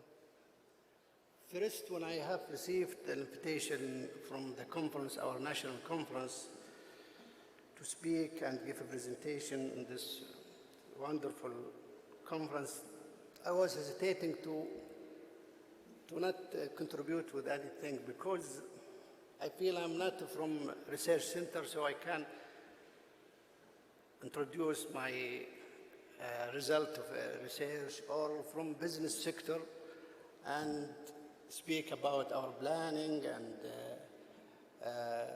developing the technology, and also from the companies who was gonna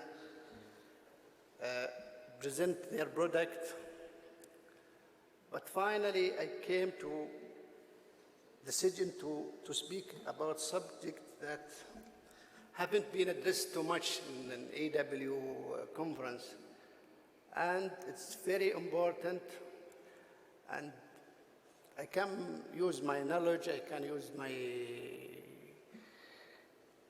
skills, and I can use my future awareness and future prediction about this kind of threats.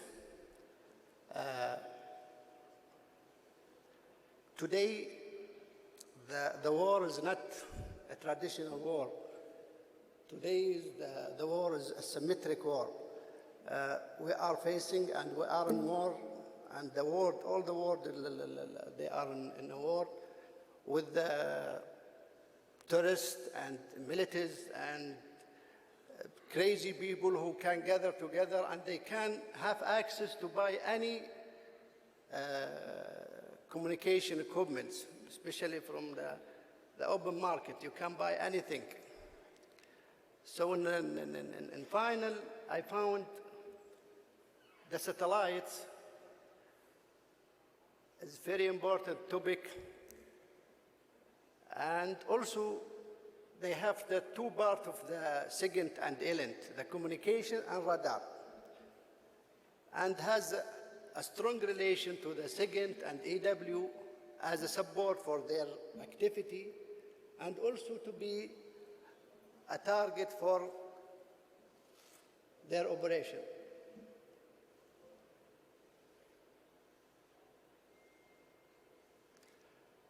So the content of the presentation will be talking about satellite, basic principle of satellites, and we'll go quickly about communication satellite because this is very important, and then we'll go in a quick about the SIGINT and EW, what is the relation between them, where is the overlap between SIGINT and EW, and the third part will talk about the usage of satellite and SIGINT and EW activities. Finally, I'm going to address also how can the satellite be a target for the SIGINT and EW operation. What is the satellite? Satellites is an object has been intentionally placed in the orbit. And almost the orbit of the satellites could be in the equator or polar orbit or in gradients in a polar or equator. There are four main orbits of the satellite. The geostationary orbit, which is almost about 36,000 kilometers above the Earth, and the LEO, from 500 to 1,500 kilometers above the Earth, and MEO, medium Earth orbit, from 6,000 to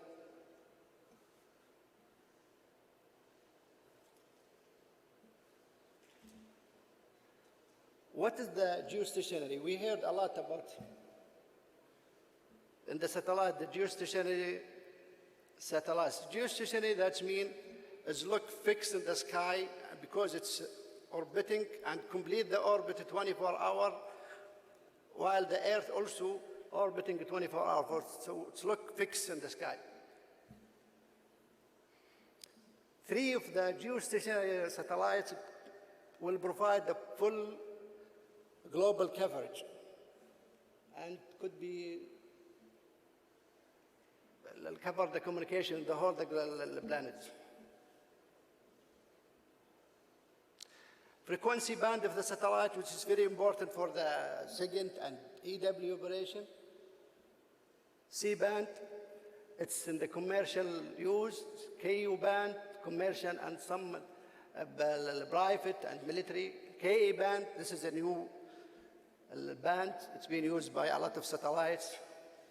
Other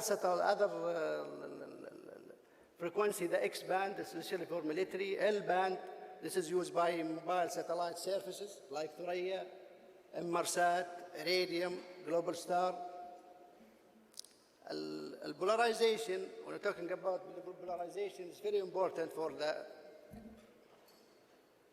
polarization. Is two kinds of polarization: circle polarization, which is left or right, and vertical polarization, horizontal and vertical. This is linear polarization. I think many of you know it by setting the satellite dish. What is the transponders? The payload in the communication satellites, mainly the transponder. Transponder is a device where he can receive the signal transmitted from the ground, and he amplifies the signals, maybe change the frequency, polarization, and send it back to the receiver at the receiving station. Typically, about 24 to 72 transponders in each satellite. A single transponder, it can carry about 350 million bits of information per second, which is very important. We're going to concentrate later about this because this is a challenge of doing a SIGINT and EW. It can carry a simple voice or data until a complex communication through the transponder. Satellite type, astronomical satellite, navigation satellite, TV broadcasting satellite, communication satellite. I split TV broadcasting from communication while they are same. Communication satellite, they are used to transmit TV broadcasting. And the communication satellite, they are two kinds: fixed satellite services and mobile satellite services. Weather satellite and Earth observation satellite, this is intended for the non-military use. The very important satellites, which is the reconnaissance or spy satellites. This is, first one is the image satellite, either the electro-optical imaging or SAR satellites. And the SAR satellites also could do the ground moving target indicator, and also collect information about the terrain elevation data, which is very important for resolution of the image and for the military for targeting. SIGINT satellites and missile early warning satellite, nuclear explosion satellite. Communication satellites. Now, I think all the entity, military and civilian, finance and industry, they are using the satellite in their communication, and also between the countries.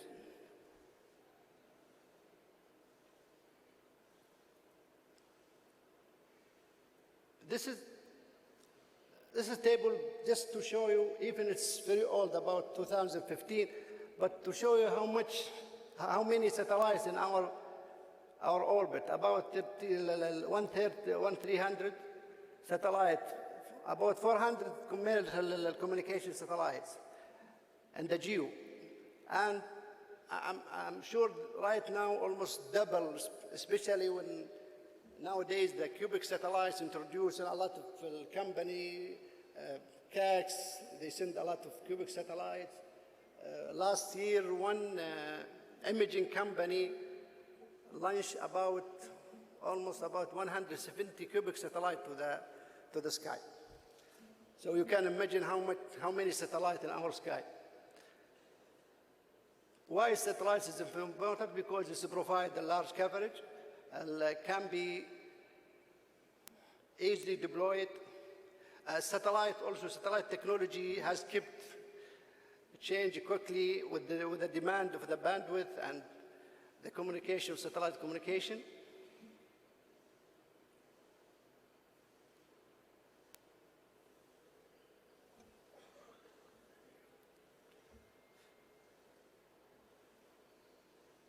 As I said, the communication satellites could be divided actually to two parts, the fixed satellite services and mobile satellite services. The difference between fixed satellite services and mobile satellite services, in the fixed satellite service, the user are fixed.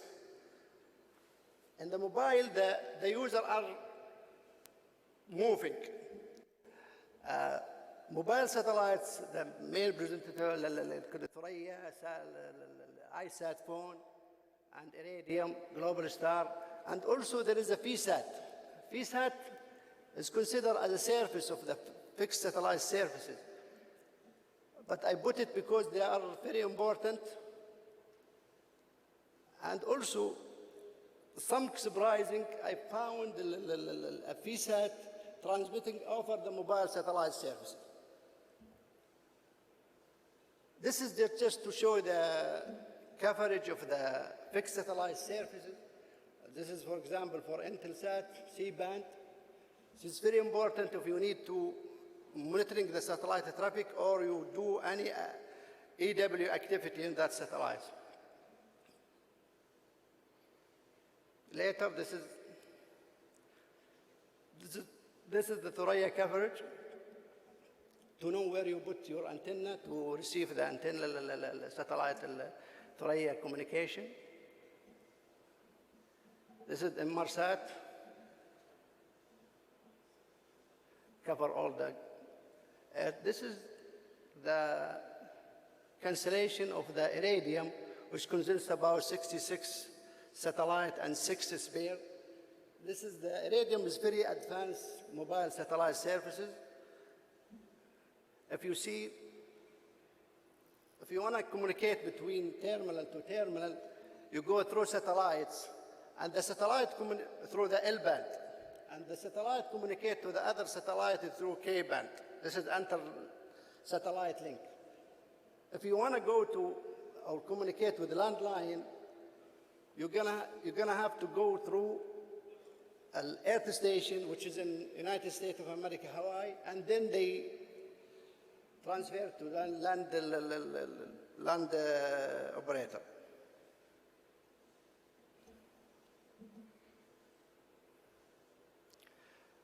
We'll pass very quickly about VSAT technology. VSAT could be divided to 3 kind: star, and mesh, and point-to-point. And the star technology, the terminal, when need to communicate with the other terminal, they have to go with the hub. But if you go to mesh, any terminal, first when they has to communicate with the other terminal, they have to set up the channel through the hub, and then they communicate together. A point-to-point or single carrier per channel, this is like the leased line. You lease the bandwidth and you communicate to terminal together.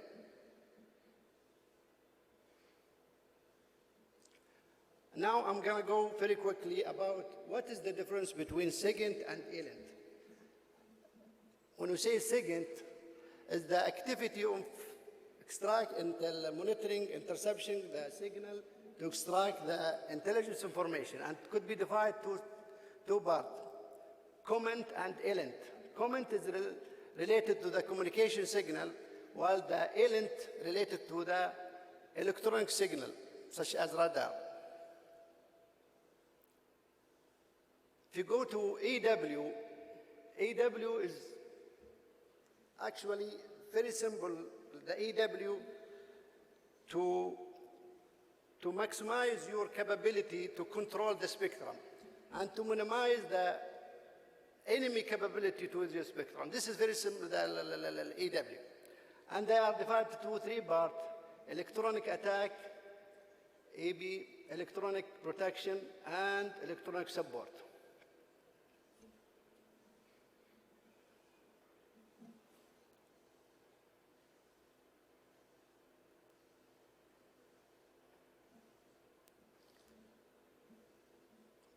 we can see the overlapping between SIGINT and ELINT, the electronic support.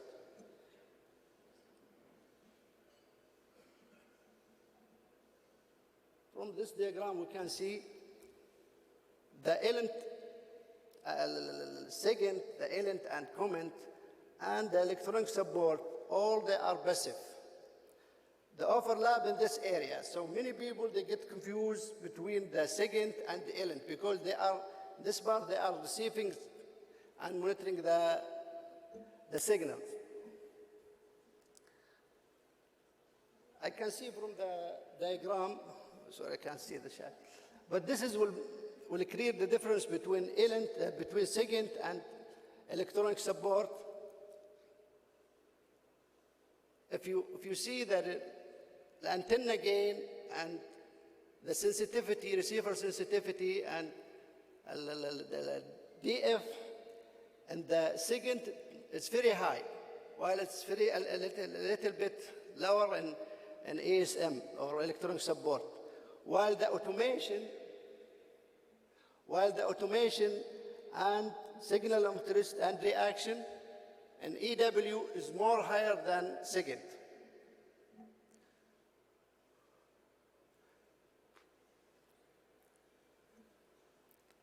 SIGINT and EW, they are working together. They are different, but they are working together. A SIGINT database feeds the ELINT database with the intelligence information about the signal, either communication signal or radar signal. And the electronic warfare send the raw data to the SIGINT database. As we can see, as you go to the electronic warfare, online analysis get higher. So in electronic warfare, you have to do online analysis and automation very fast because no time, you don't have any time to react. You don't have time to break the code, you don't have time to break the encryption. You have to react directly. If the threat, you identify the threat, classify the signal, and then you compare it with the threat library, you have to respond direct to the threat.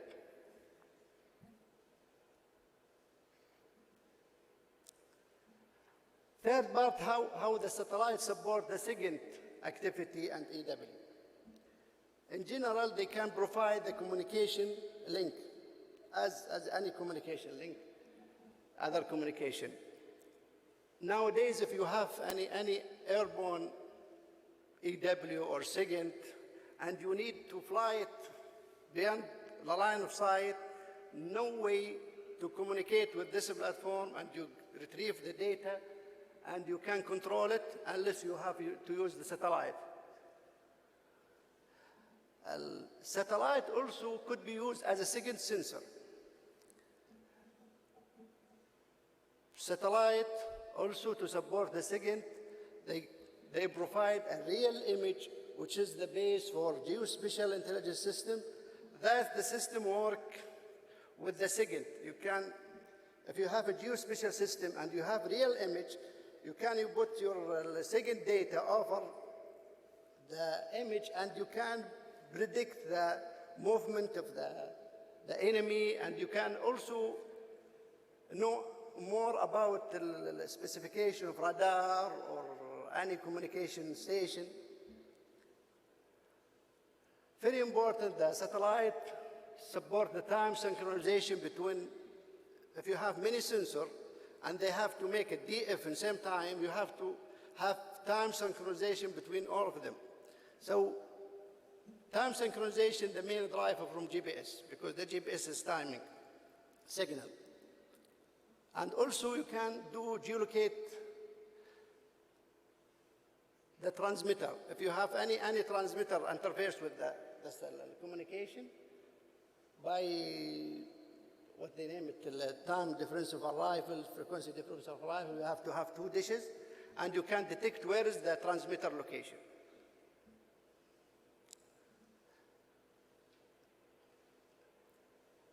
How the satellite can be a signal, SIGINT and EW target. First of all, satellite monitoring. This is one activity.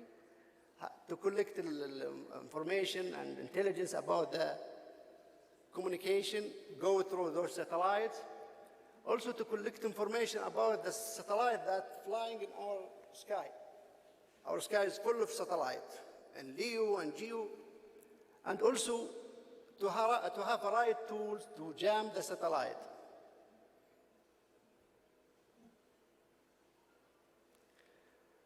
Why we perform the satellite monitoring?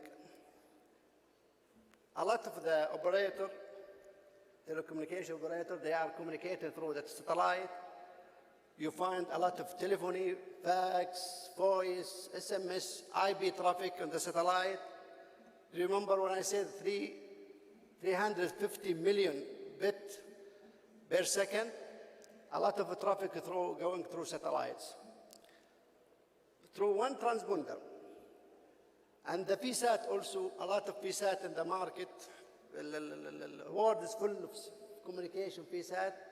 Also, you can find the GSM backhauling between the country and the other country, or maybe inside the country, the GSM to connect the base station to the switch station.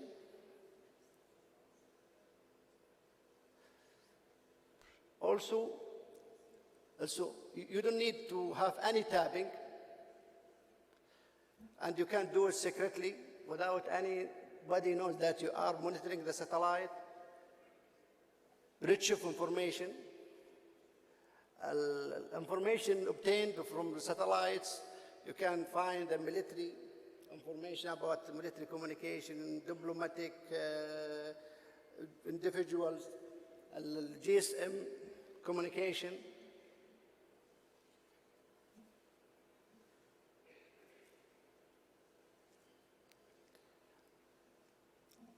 Now we are talking about the monitoring of satellite, but monitoring of the satellite communication is not easy. There is a lot of challenge about that one. The first one, the visible satellite. When you are looking to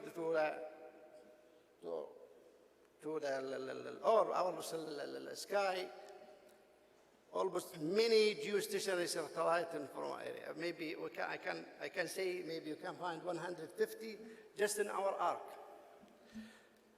Each satellite, they have almost 2 to 4 polarization.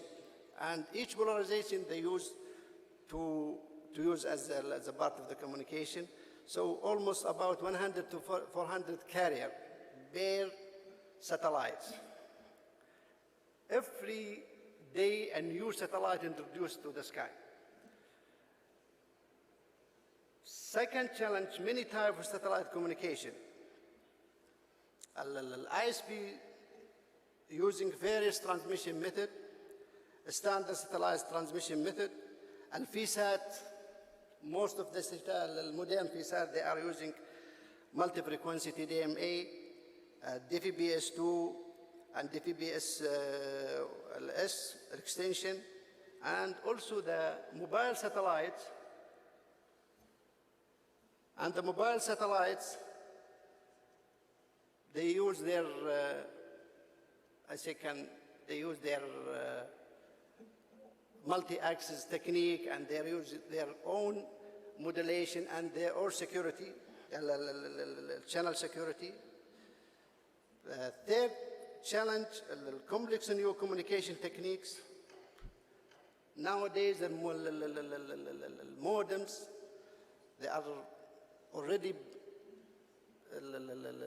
offer carrier and carrier, which two signals are orthogonal in each other, which is very difficult to extract the signal. Buried carrier multiple axis, this is a new technique introduced in the market.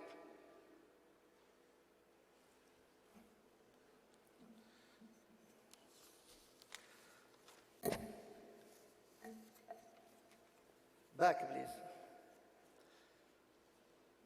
The fourth challenge, where you can find, if you wanted to track any target, where you can find it, a lot, hundreds of transponder. Within the transponder, a lot, hundreds of channels and many satellites.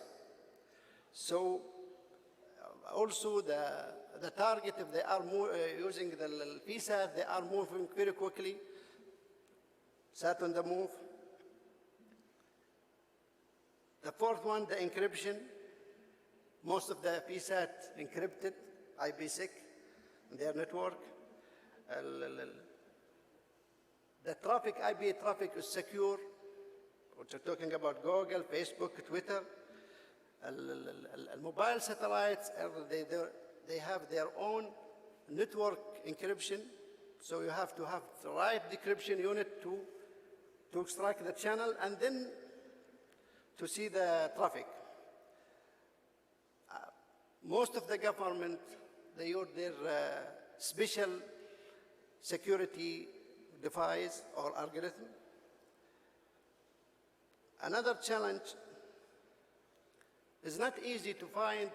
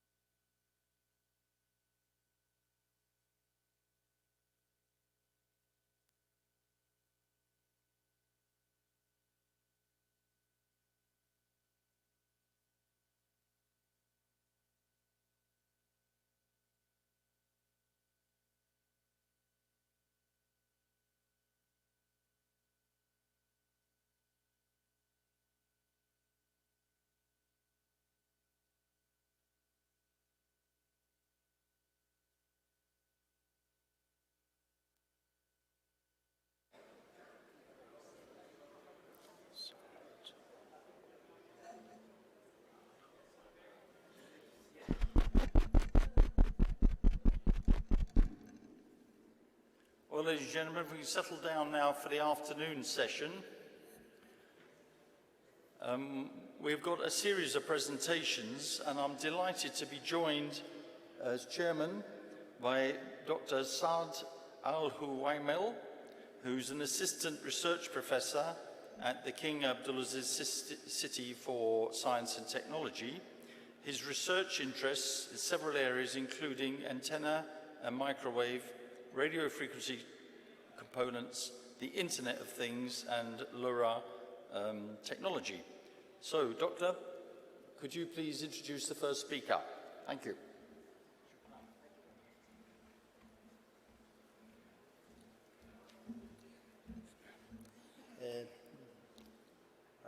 Assalamu alaikum. The first speaker for this session will be Khalid Al-Bgami. He's from Business Development Manager in Sami Navantia.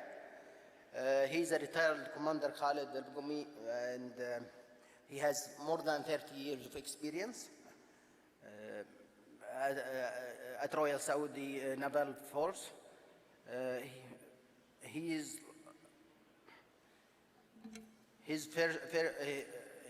skills include from fast boat up to combat ship frigate 2000. He worked as commanding officer. He is also a prof instructor and trainer for management in maritime education. So please welcome Mr. Khalid Al-Bgami.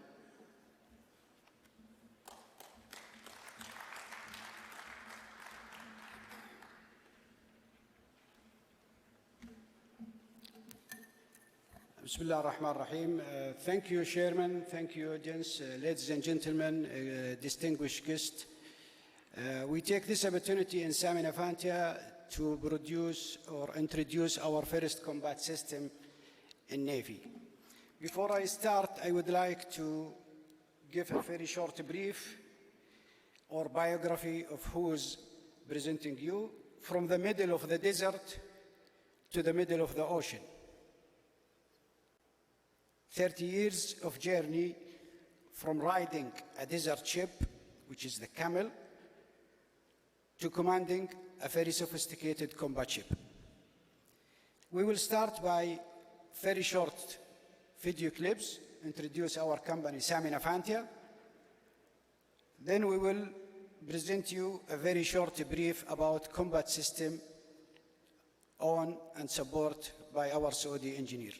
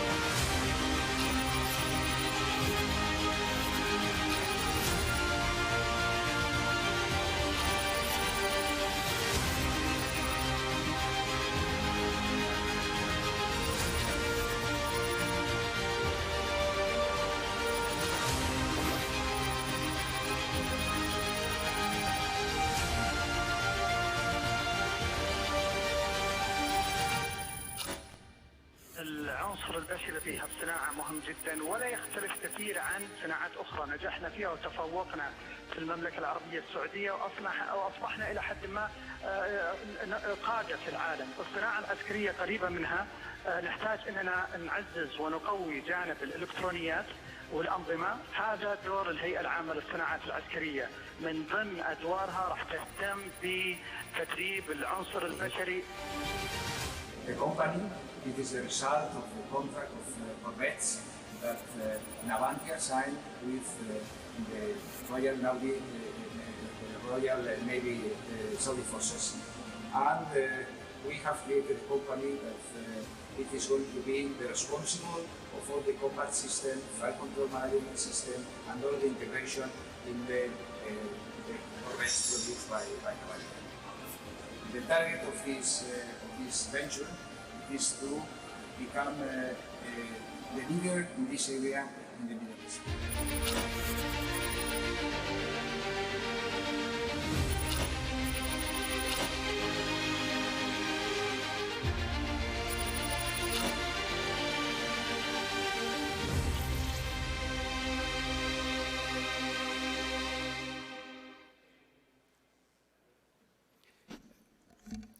Now we will start to present the combat system. How we have a combat system which is in the same way of implementing Vision 2030. And as you know, a military industry have to have own capability for manufacture and acquisition of the combat system in Navy forces.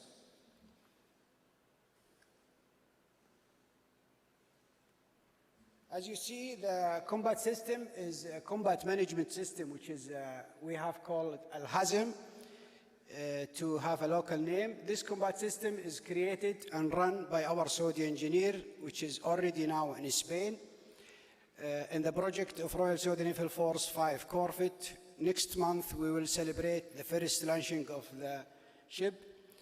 The naval combat system is solution for C4IS, R, which is mean command, control, communication, and computer intelligence, surveillance, and reconnaissance.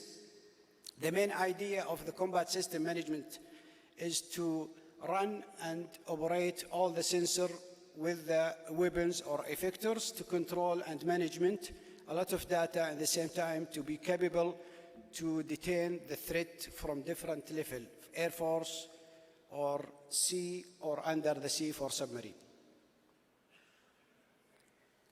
The combat system is have future, it's open, continuous, scalable, and as you see down the slide, it starts from combat ship up to the search of merchant ship for searching and controlling and recognizes and storing the data of the research.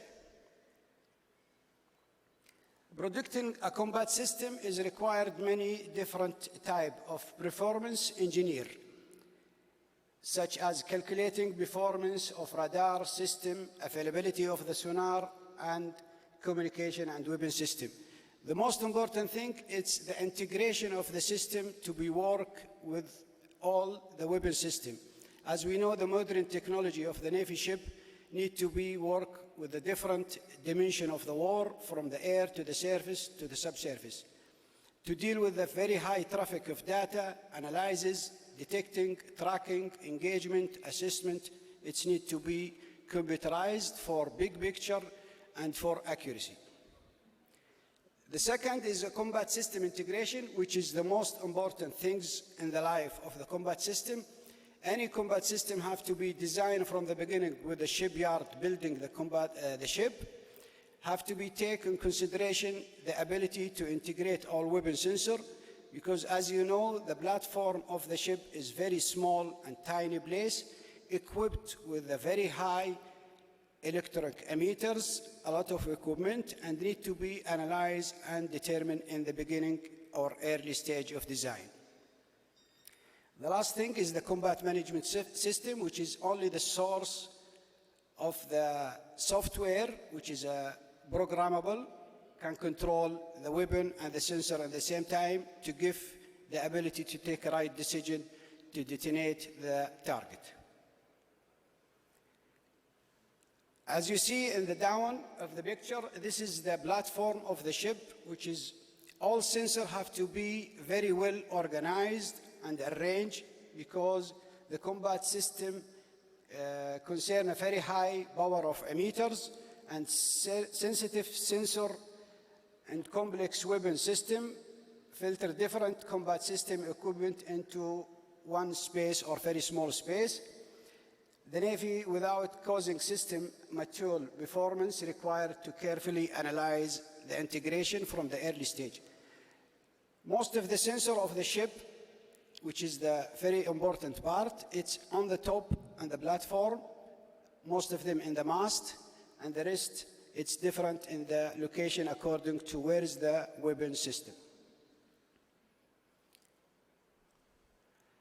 Example of integration of equipment. This is the very short example of equipment have to be integrated in platform of any Navy ship or combat ship, from radar to multifunction radar to large and small caliber gun up to electronic system, navigation equipment and tracking device and communication and missile. Without having a very good integration, there are no combat system passing tests because the ship have to pass 2 tests before delivered to the customer. First test is SAT, Sea Acceptance Test, and second is HAT, Harbor Acceptance Test. SAMI Navantia combat system have different components as shown in the slide, from the combat system to combat management to fire control system and training and the bridge integration. This is an example of the component of the combat system which we are implemented right now in the Corvette of Royal Saudi Naval Force for the new project. As you see in the slide, this is the Avanti 2200, which is one of the new Corvette will be deployed to the Royal Saudi Naval Force soon, the first launching next month for the first ship. There is a diagram showing a lot of equipment from sensor to weapons which have to be integrated and aligned with the combat system to make the ship do the functional and compatible in the area.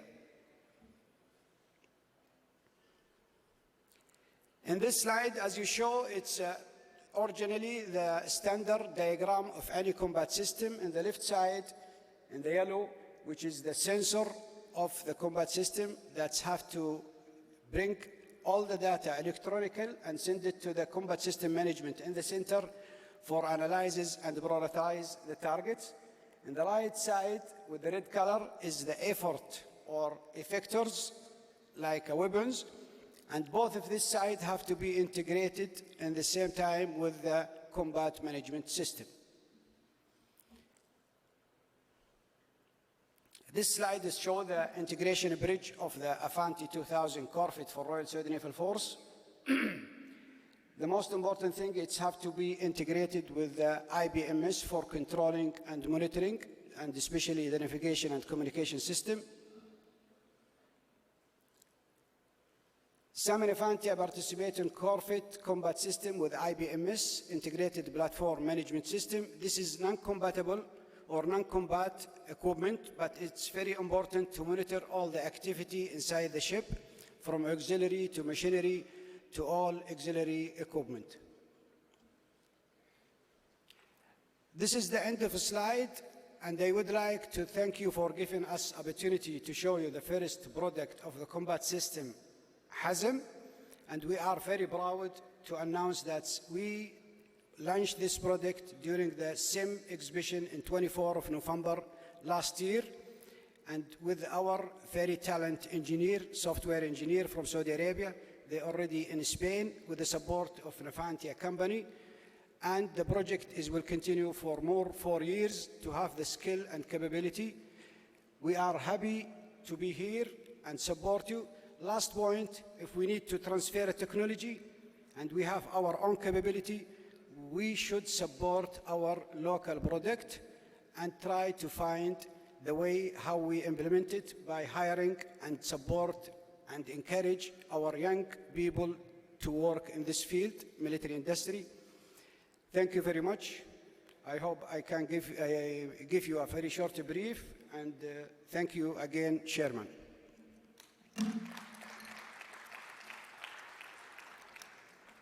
Thank you.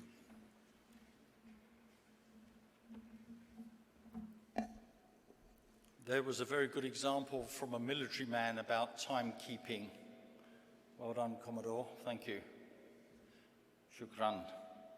Ladies and gentlemen, we've got a few presentations this afternoon, so we'll keep, as per the programme, the questions until later. So please save them up. Well, on the next subject, which is advances of speech and language technology in defence applications, we're blessed to have Dr. Yasser Sedik, who joined the CAXT in 2004. His research interests include digital signal processing, computer arithmetic, and digital systems design. So, Dr. Yasser, you have the floor.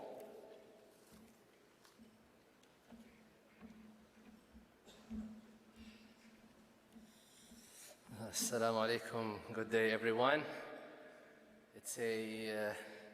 This is Yasser Sedik from CAXT. I'm so glad to have this opportunity to talk about the advances in speech and language technology for defense applications. In this presentation, I will present information from the perspective of users and system engineers in order to have an insight and idea about different challenges and opportunities, and to understand the nature of this field that is not usually tackled adequately in like these events. It will be like an overview about this topic.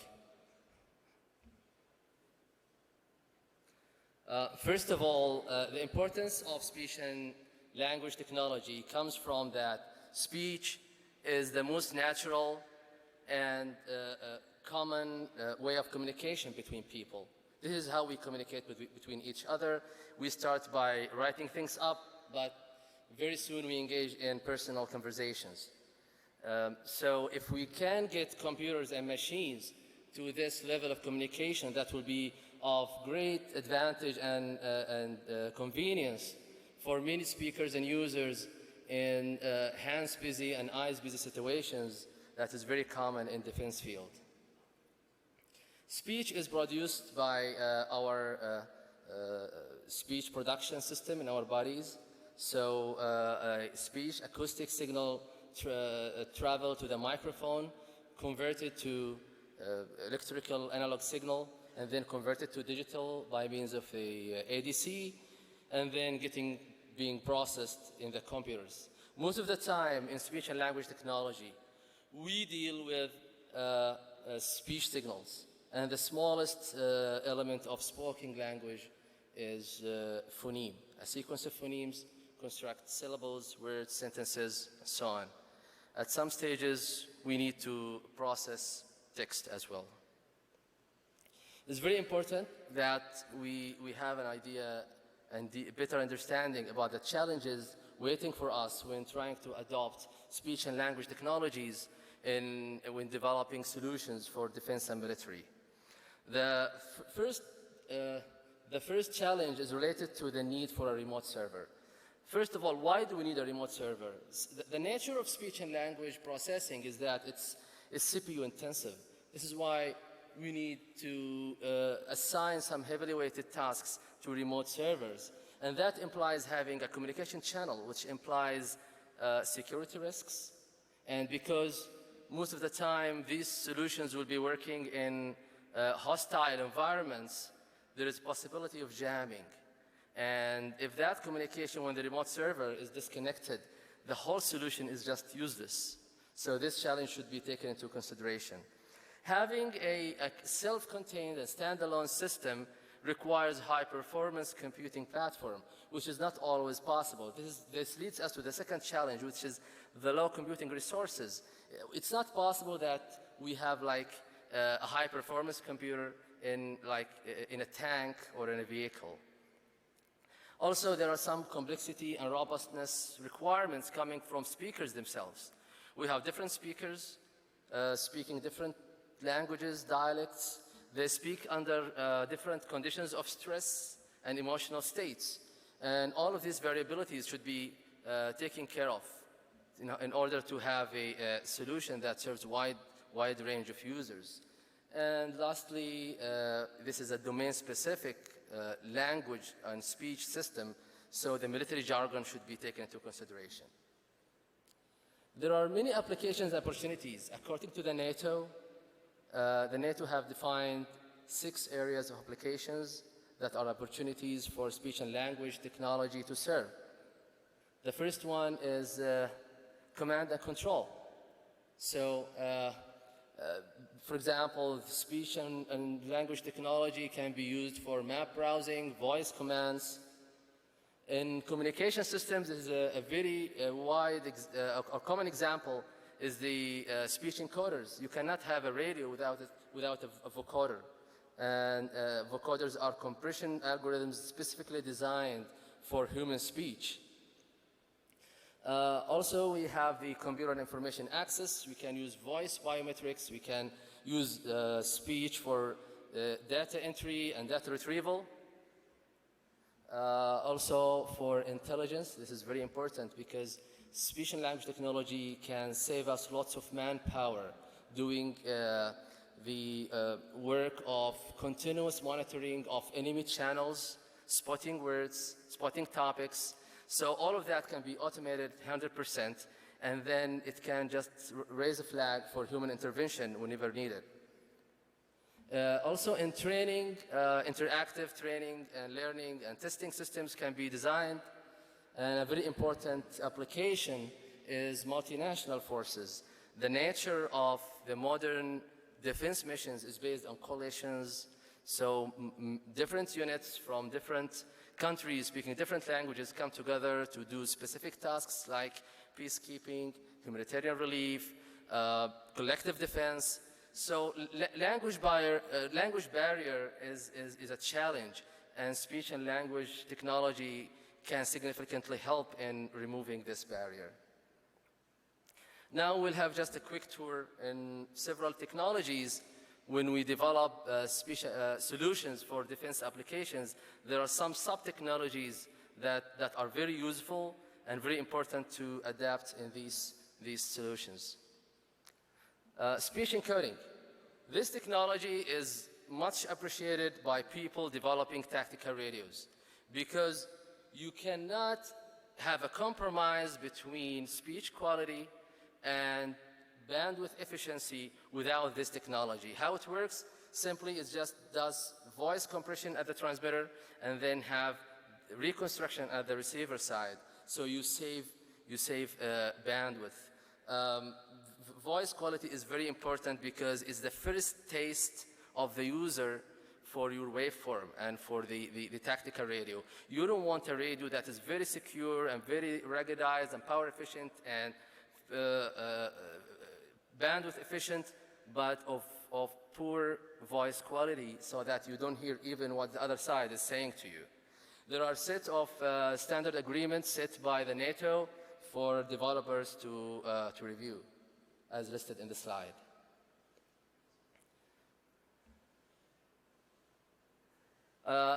Automatic speech recognition. This is almost the heart of Moose system because this is the front end acquiring the speech signal, converting it to text. Most of the complexity, reliability, robustness requirements come at this stage. So successful design of an ASR is a good investment. It's like a strong foundation upon which you can build a reliable system. The language models, acoustic models also come at this stage. An opposite technology is speech synthesis. This is how we get machines speak to people. This technology gets written text, either automatically written or manually written. It extracts phonetical transcription, similar to phonetical symbols that we see in the dictionary, then add prosody effects in order to add more natural effect and more fluidness to the speech and then it generates speech with a smooth effect. Speaker recognition. This is also a very important and useful technology. It solves two main problems, speaker verification and speaker identification. In speaker verification problem, this technology answers the question, is so-and-so speaking or not? So you have an assumed identity of speaker and you need to verify it and confirm it. So it's a one-to-one comparison. On the other hand, in the identification problem, this technology tells you who is speaking. So you have a database of speakers, and the task assigned to the technology is to return the speaker ID, who is speaking. This is very useful in communication intelligence. For example, if some conversation is being transcribed, it is very important that you record who is saying what. And also in future, there's great potential for this technology to replace the ordinary user authentication used in radios and aircrafts. So instead of entering like PIN code or using crypto key, the user can start right away speaking to the radio, and the radio, while transmitting the voice message, is seamlessly authenticating the user and the eligibility of using this system. We have also speech emotion recognition. When we talk to each other as humans, we don't talk in monotone. We talk in different tones, like exclamation, questioning, surprise. Also, we can talk under different emotional states, like anger, happiness, sadness, etc. And these variability adds difficulty and challenges to the system design. And this is why it's important that we enable systems to detect these variabilities in order to compensate for them. Similar difficulty is speech under stress. Different people working in military, they work under different conditions of stress. There is physiological, psychological, environmental stress. There is the G-force in aircraft. There is vibration in tanks. All of these also adds complexity and variability to speech signal that needs to be compensated for. An interesting technology is voice stress analysis. This technology is used for deception detection. So it's a matter of fact that when people try to deceive, and when it comes to deception, we people are the best in this universe. So fortunately, there are some hidden micro tremors occurs in our vocal cavity that are not detectable by human ears, but this technology can detect it as frequency modulation in the speech waveform in the region between 8 and 12 hertz. It gives a VSA. It is very important to bear in mind that this technology does not substitute an expert interrogator or an operator, because it is just a tool that helps an interrogator. We need an expert interrogator to manage and conduct a successful or a smart dialogue with the interrogated person in order to push them to the weak area. Also, we need people who are able to interpret the VSA chart and associate it with the mental and physical states of the speaker. This is very important. It's more like a radar. Even the most powerful radar today doesn't substitute an expert operator. We have language and dialect detection. This is also important because even people who speak mother language, same mother language, they speak in different styles. They have some slight deviation in dialects. And you don't want a system that only serves one person. You want people to talk just freely and fluently to machines, and the machine just has to respond to them. So this is very important technology. Without rich data, you cannot have efficient and powerful systems. Data is always a problem in most applications, and in speech technology in particular, because creating a database, and a database of speech is called a corpus.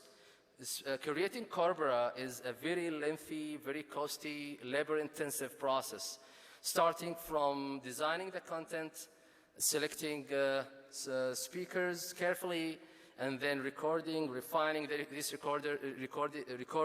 recordings, and then it goes to a long process of manual segmentation to set the boundaries between words and phonemes and sentences at a resolution of sub-milliseconds.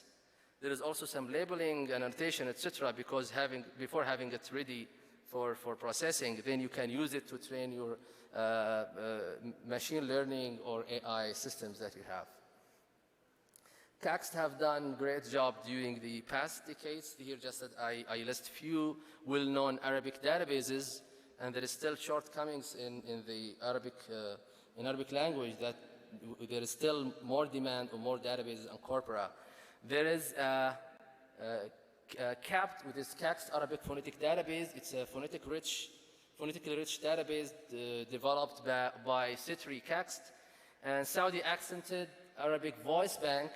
This database is also developed by CITRI CACST. An emotional database of CACST is KTD, and there is KSU Emotions, produced by the Arabic Speech Lab at King Saud University. And lastly, the well-known GALE broadcast database by DARPA DoD US. Putting all these technologies together, we have an ultimate goal of a spoken dialect system. You can consider this like a virtual companion that you can hold like a normal conversation as you are holding with a human. This is an ultimate goal. The main building blocks of this is the speech recognition system that converts speech to text, followed by natural language understanding block that applies lexical, semantical, and syntactic models in order to extract useful information. On the other end, we have the response generator, which is a text generated by machine representing the response to the user, converted to speech by the speech synthesizer. And in between, we have this dialogue manager deciding about what was the next step, whether to respond to the user, do some action, do some database query, allow for more time for speech, and so on and so forth. Many other technologies that have been mentioned here can fit in one of these blocks in order to reach the final goal. These technologies are worth more investigating and adoption in order to facilitate the life of personnel and defense applications. And that's it. Thank you. And the floor is for you for discussion.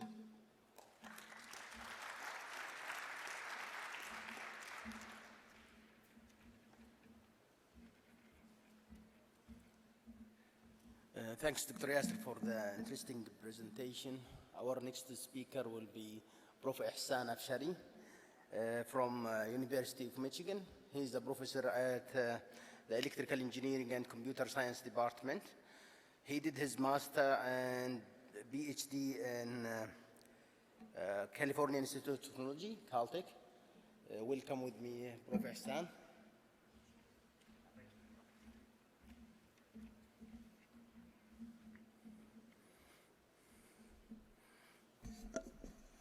بسم الله الرحمن الرحیم. السلام علیکم و رحمت الله و برکاته. حفظنا الله و ایاکم و ارجو للجمیع دوام الصحة و العافیه. So it's the other presentation. This is the wrong file. So today I'm going to actually talk about a very interesting new technology that has been developed in radiation lab in Michigan. Is it too loud or? Is it okay? It's fine? Okay. So, it's a collaboration between University of Michigan Radiation Lab and CACST. The CACST effort is under supervision of Dr. Muhammad Al-Asiri. I call this Superman Vision, and I'm going to actually explain why this technology is going to be the next hot thing in imaging for a number of applications. So, all right, so this one goes to the next slide. All right. So this is basically, before I get into the talk, this is the mission. I'm going to basically introduce a very transformational technology that can be used for many applications, from law enforcement to military applications in healthcare and agriculture. Okay? Of course, given the nature of this conference, I'm going to focus mostly on the law enforcement and military applications of the technology. And what we have really done is to integrate a very unique blend of very fine technologies in a standard silicon-based technologies to have a radar on a chip system which is very low cost, very small, yet very efficient, and unlike anything which is possible in today's technologies. Okay, so as you know, radar is a very old technology. Basically, radar is more than 100 years old. And the first real radar, as we call it, it goes back to 1920s, even though the detection goes back 10, 15 years before then.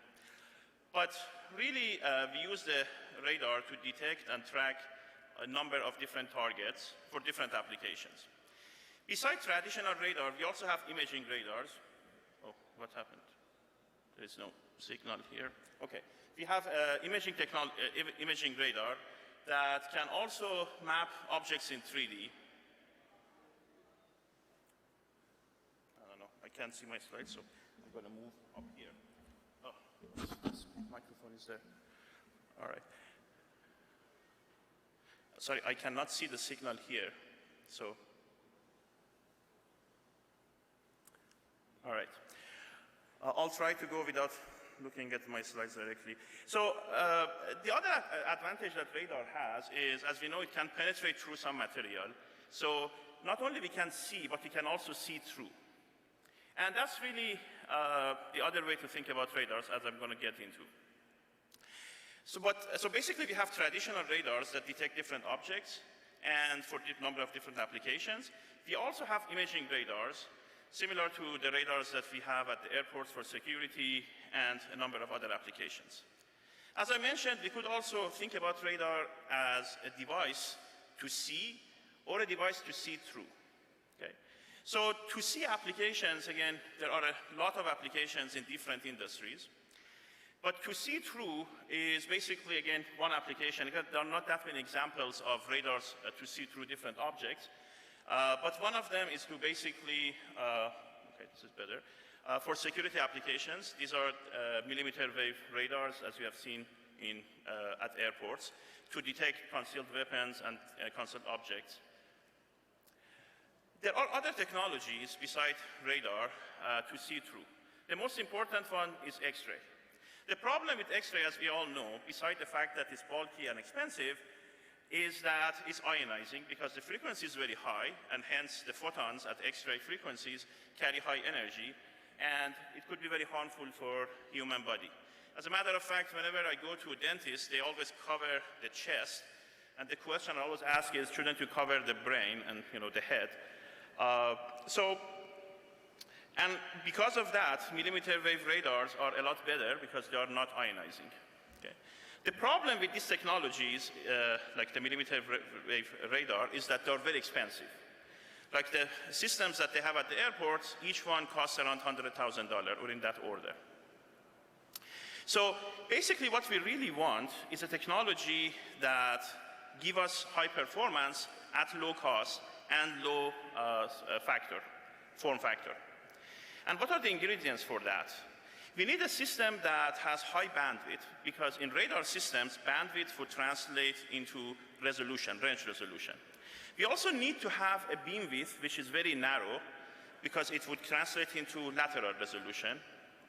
We need a receiver which has very high sensitivity, because then we could basically detect very small objects. And also, again, as I mentioned, we want all of these in a very low-cost fashion, because we want to have very large volume and change many markets. If you look at the existing systems, we could actually achieve high resolution, but it comes at a very high price. And again, these are two examples. The body scanner, at least in the US, it costs around $170,000 per unit. And then there are terahertz analysis systems that are around $500,000. So what we really want is to take this bulky, expensive, heavy unit and turn that into a system on a chip. which again, you cannot see it because it's really small. It's in the order of millimeter on each side. And we also want this to be on a very low-cost platform. Namely, we want the entire system, all the signal processing, the generation, receiving, antenna, everything on a CMOS chip. And hence, in mass production, the cost would be in the order of $1. Okay? And that would be really a game changer. So in order to achieve that, we need to have high-performance sources in silicon technology. The problem with that is this famous chart, which is known as terahertz gap. So the problem with terahertz gap is that generation of power at high frequency, millimeter wave and sub-millimeter wave frequencies, basically above 100 gigahertz, in electronic devices is really hard. If we move up in the frequency beyond 10 terahertz, generation of signal in photonic technologies becomes easier. So terahertz is sort of between electronics and optics, and because of that, the name terahertz gap. As of now, we don't really have a low-cost solution in the market for this part of electromagnetic spectrum. And what we really want is to fill this gap. And as I'm going to show, it has a lot of applications. So again, this is basically what we propose, and what we have really done for the most part is to integrate this large system into a portable, low-cost system that has even higher performance, and it can be deployed in the field for a number of applications. So at the end of the day, the whole system, including all the baseband and all the signal processing stuff, should come under $1,000 in price. So what are the applications? I would mention a couple of markets for this, and then I would get into the one which I see more fit for this conference. The first application is in biomedical. There are a large number of applications that hydration sensing is very important. This is one of them, which is basically for chronic wound healing. When a patient has chronic wound, which could be a burn wound, or it could be basically a wound because of the diabetic, or a number of other similar situations, one thing which is really important is to make sure that we can monitor the hydration of the wound with very high precision without removing the bandage. So this is actually a piece of chicken that we have burned in the lab, and we put a very thick bandage on top of it. And you could actually clearly see the areas which are burned, and without removing the bandage. And as I mentioned, removing bandage is a very important thing to avoid, if possible, because removing the bandage would slow down the process of healing. And also, it's very important to make sure that the hydration of the wound is at the right level, because it would speed up the recovery process. Just in the US alone, this is a $25 billion market per year. This basically chronic wound. And again, these are not acute wounds or anything like that. It's just the market for chronic wounds. In the UK, is around 2 billion pounds.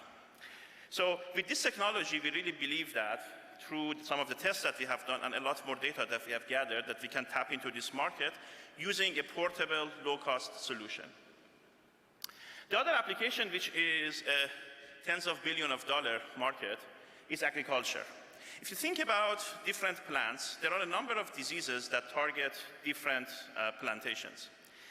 And these could basically lower the yield. As an example, in the US, when you think about the spinach, the production of spinach is 3 times higher than what they provide to the market. The reason is that more than 60% of what they make is going to basically go to waste because of different diseases, similar to the powdery mildew. So these diseases, at very early stage, you cannot detect them by eye. So this is actually an image that we have taken in the lab. There are 3 leaves, and if you look at them with naked eye, they look similar. But the one on the left has lower hydration, which is an indication, early indication for the disease. So with this kind of technology, we could deploy these imaging radars on drones, and we can basically go on fields and monitor different crops in order to increase the yield. The other application is basically law enforcement.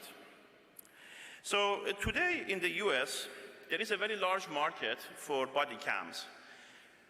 And we really believe that we could add this to the same platform, something which is portable and law enforcement or soldiers can carry, and it could basically scan different people and look for concealed objects before they engage the target. So again, this is what we try to achieve. We try to shrink something similar to these imagers that we have at the airports on something which is similar to body cam technology, and which is portable and low cost. So we need to basically shrink this large system into something extremely low cost and very small and light. So what are the applications? In terms of law enforcement, there is tariff risk. And tariff risk is a big subject in the US now, especially because of the elections. You know, one of the candidates was responsible for this in New York City. So this goes back to a case in Ohio between Terry and the state of Ohio, so it's famous for that. But basically in the US, police is allowed to basically frisk somebody if they have a probable cause for that. And again, it's a common practice around the world. In Japan, France, in most of the Europe and Asia, Middle East, it's basically the same thing.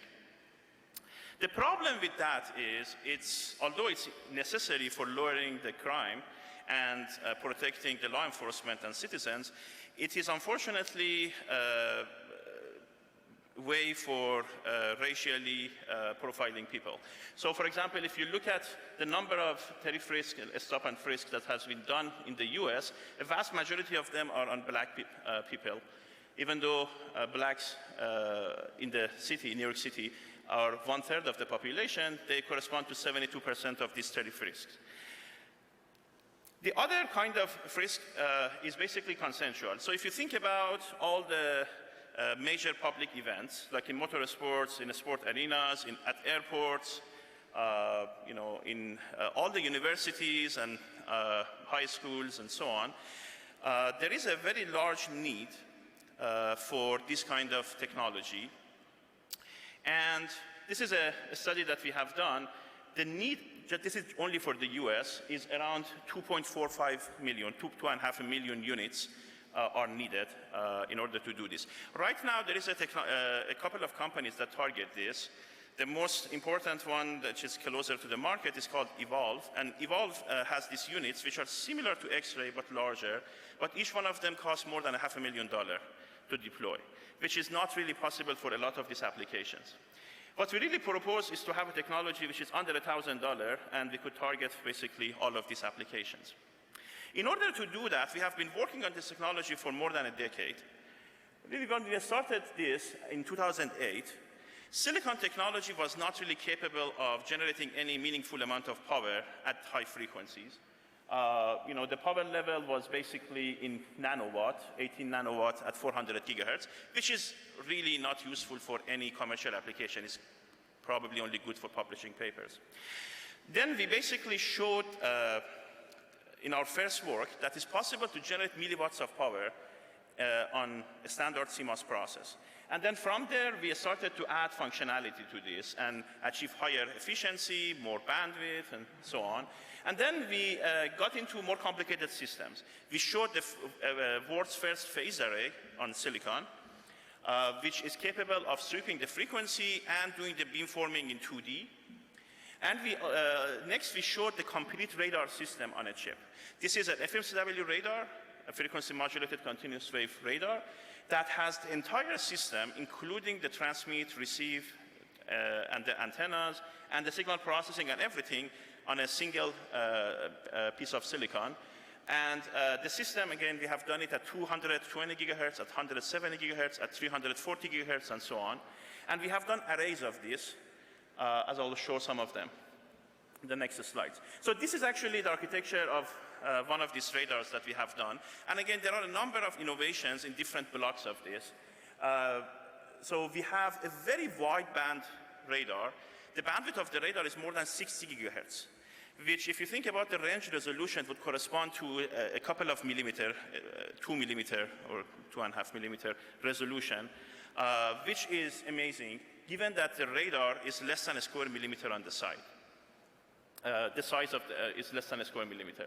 And then because the transmitter and receiver coexist on the chip, the receiver always knows what the signal that has been transmitted is, and we could take out the noise of the transmitter, which basically means that this radar has sensitivity which is 10,000 times better than any FMCW radar on any platform technology.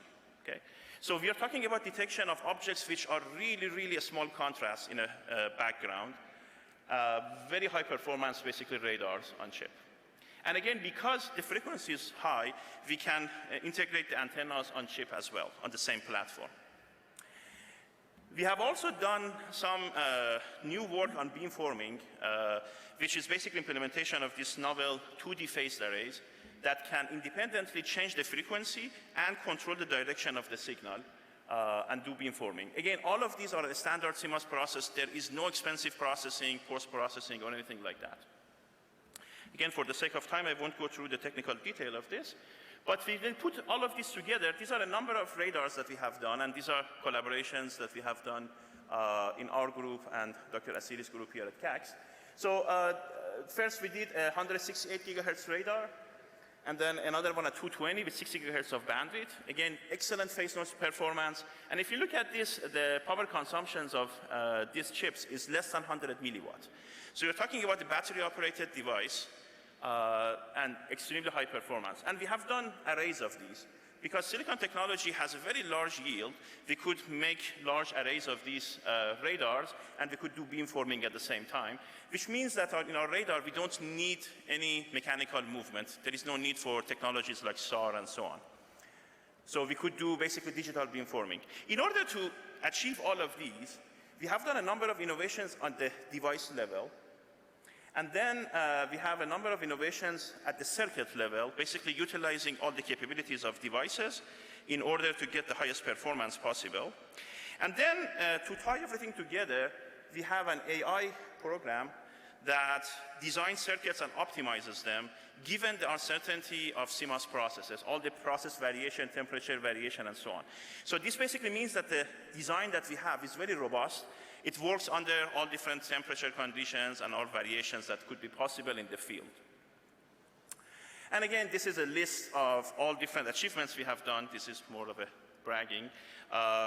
So in terms of sensitivity of our radars, it's basically 10,000 times better than the best radar that you could buy today in terms of the signal-to-noise ratio.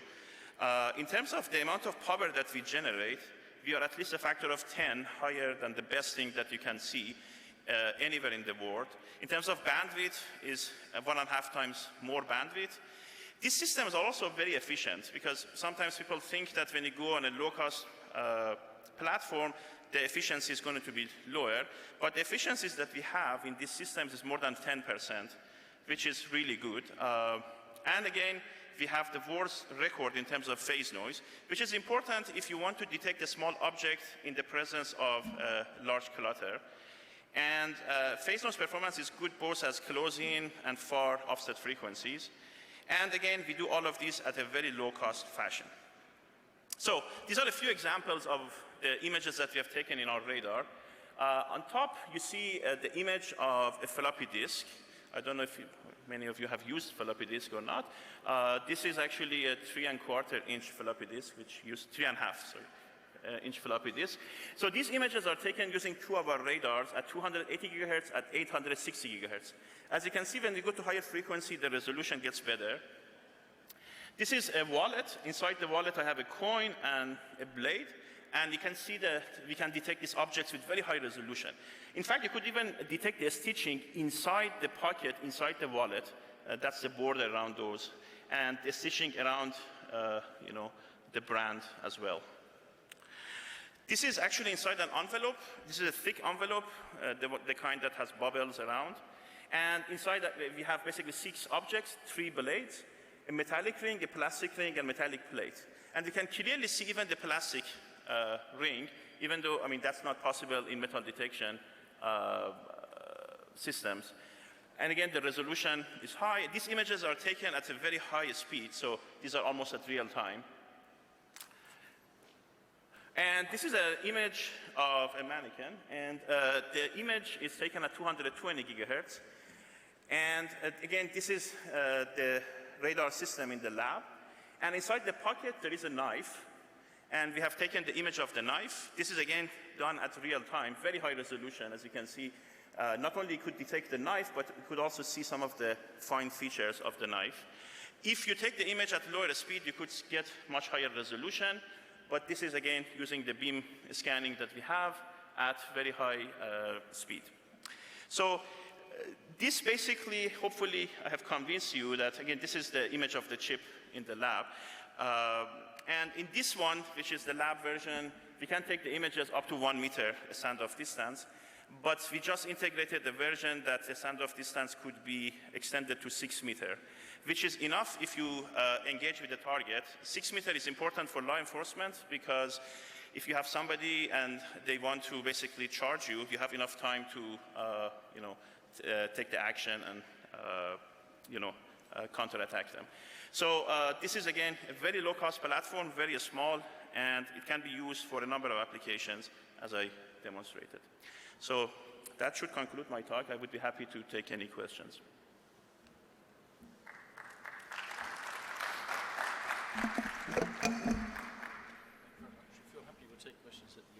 Okay, sure, no problem. Yeah. Well, now, ladies and gentlemen, something slightly different.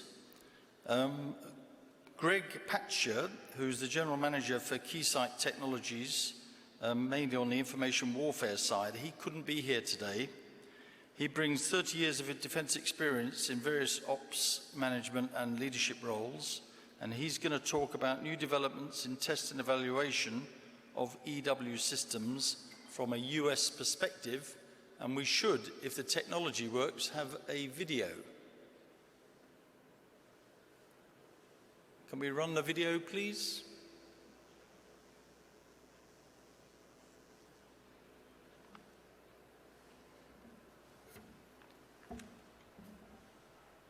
Hello, I want to thank you for giving me this opportunity to speak to you today.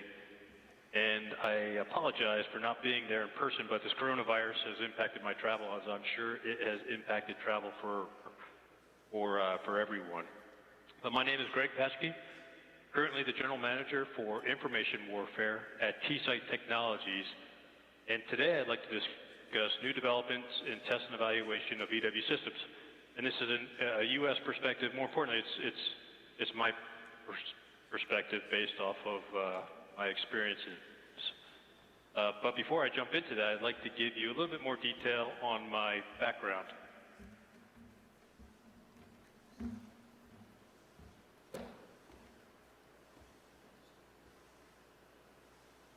Okay, as the General Manager, my portfolio includes radar, electronic warfare, space, satellites, some custom solutions, and manufacturing efficiencies. But before I came to Keysight, I actually started as a military guy. So I'm a former military officer, 24 years in the United States Air Force, all in electronic warfare. I've done everything from the very tactical, with flying on B-52s as an electronic warfare officer, all the way up to the strategic by working Air Force EW requirements in the Pentagon, and then everything in between. And that stuff in between, I mainly focused on electronic warfare test and evaluation in a variety of different capacities. I retired in 2015 as a colonel, and then went to work in industry. So the last 5 years, I was primarily with large primes working electronic warfare projects, and now I'm at Keysight Technologies. So based on almost 30 years of EW experience, I'd like to present to you my personal perspective of trends in EW test and evaluation.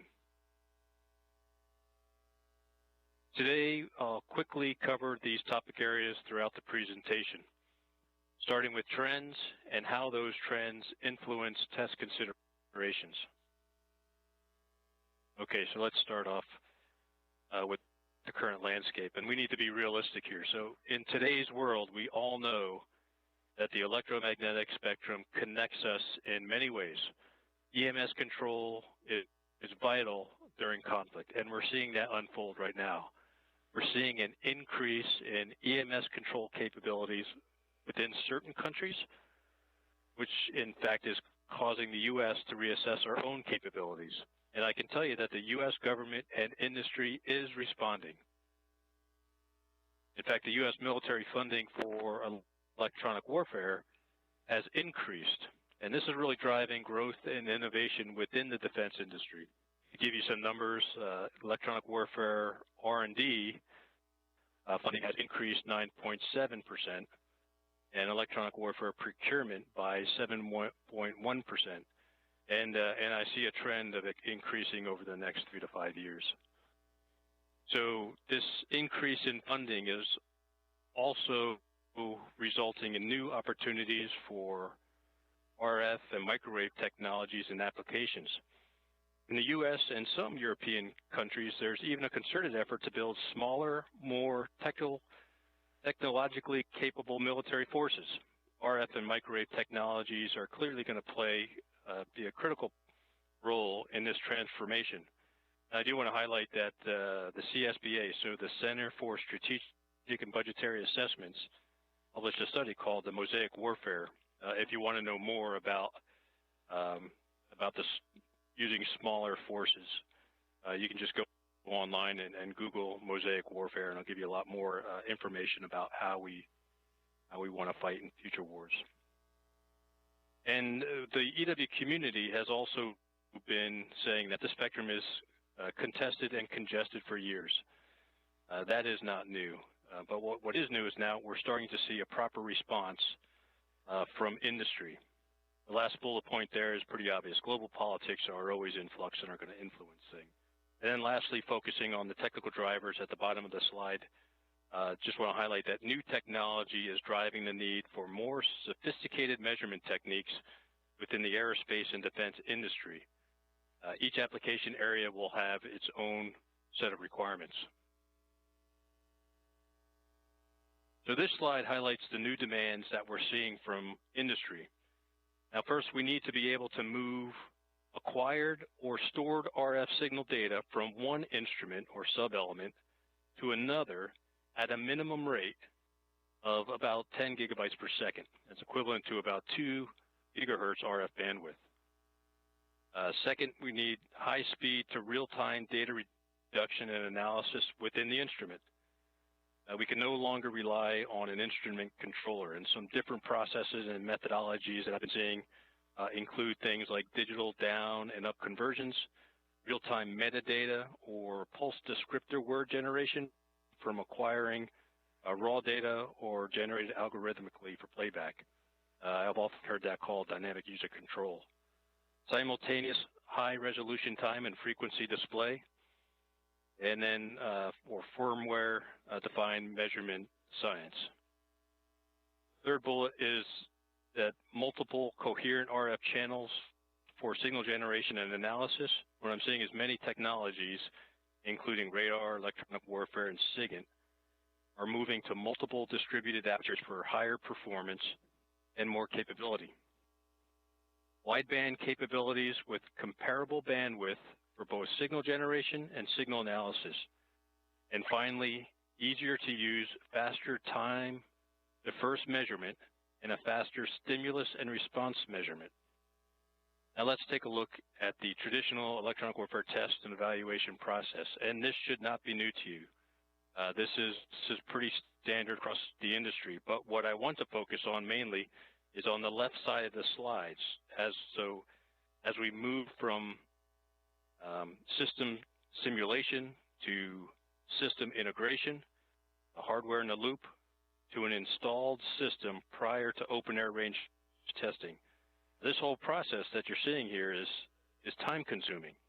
It's expensive, and the cost of failure is high, and ultimately requires us going back to the system integration lab or hardware in the loop facilities to see what went on and come up with corrective measures.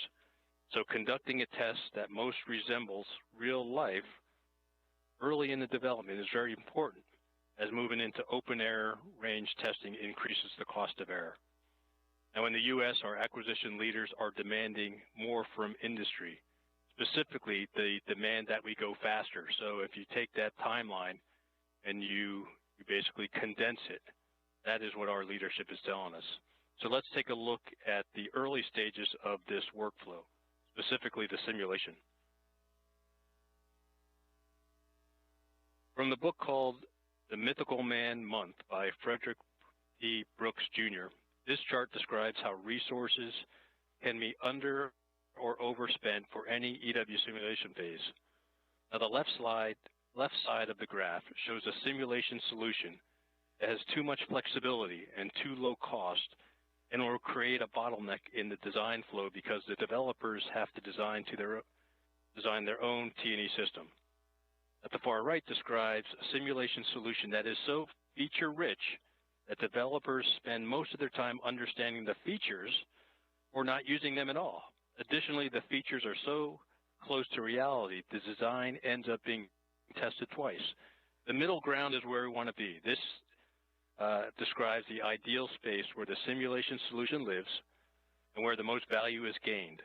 It is flexible, it's productive, and it's realistic. Now let's discuss the trade-off between realism in the design implementation and the ability to change the design. As we move towards more realistic test and evaluation, the ability to change the design and to debug errors is increasingly difficult.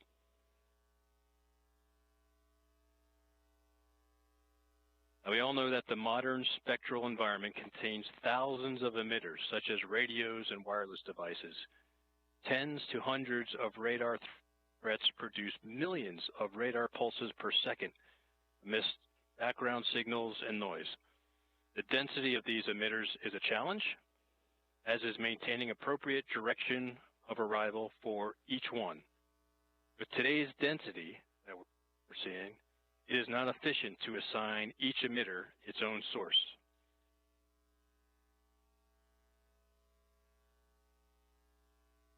So today's test beds require certain features. Since wide bandwidth signals and high density environments generate lots of data, we need FPGA-enabled instruments. This allows flexible customization with very low latency. Signal generation, as well as the analysis capability, needs to be real time. You don't have to store and buffer gigabytes of data. Instead, you keep only the snippets of time with activity of interest for further feature extraction.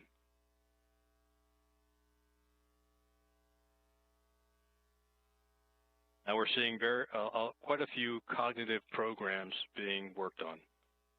Right. So building these cognitive systems is a challenge, to be honest. But the real question is, how do you test a cognitive system?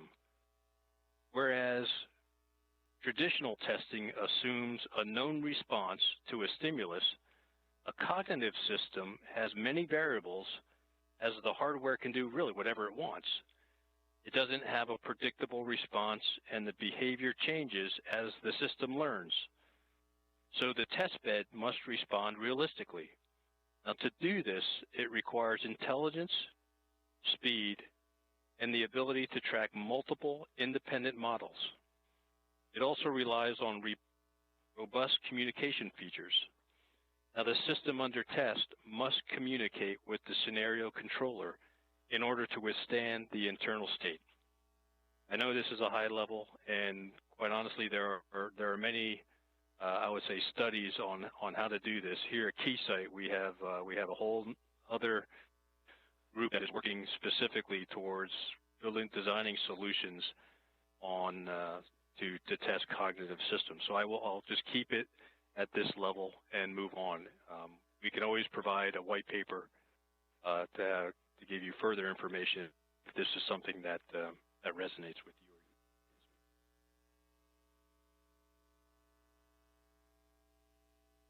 Okay, so the bottom line up front.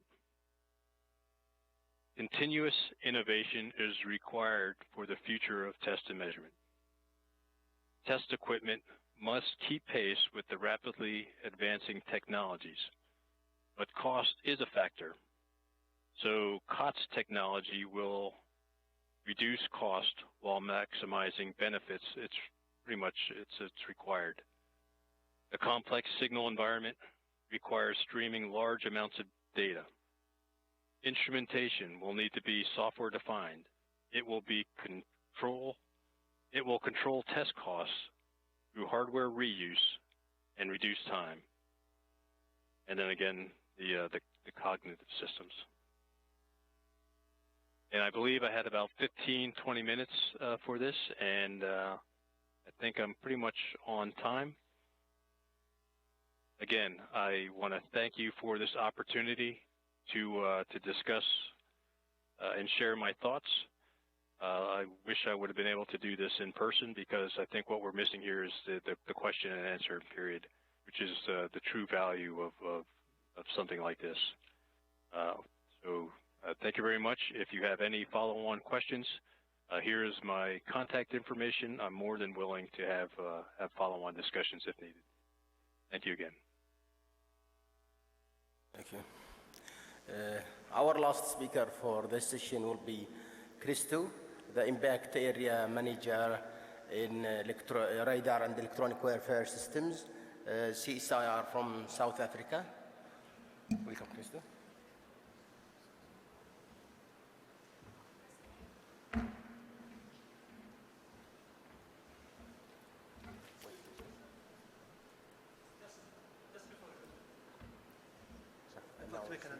Sure. Hello, everyone. Just before Christo starts, I would like to make an announcement that we have received instructions for cancelling tomorrow's event due to precautions about coronavirus. And so we'll continue today until the end. However, there will be no talk tomorrow and there will be no conference. So that's for our health and safety. Thank you.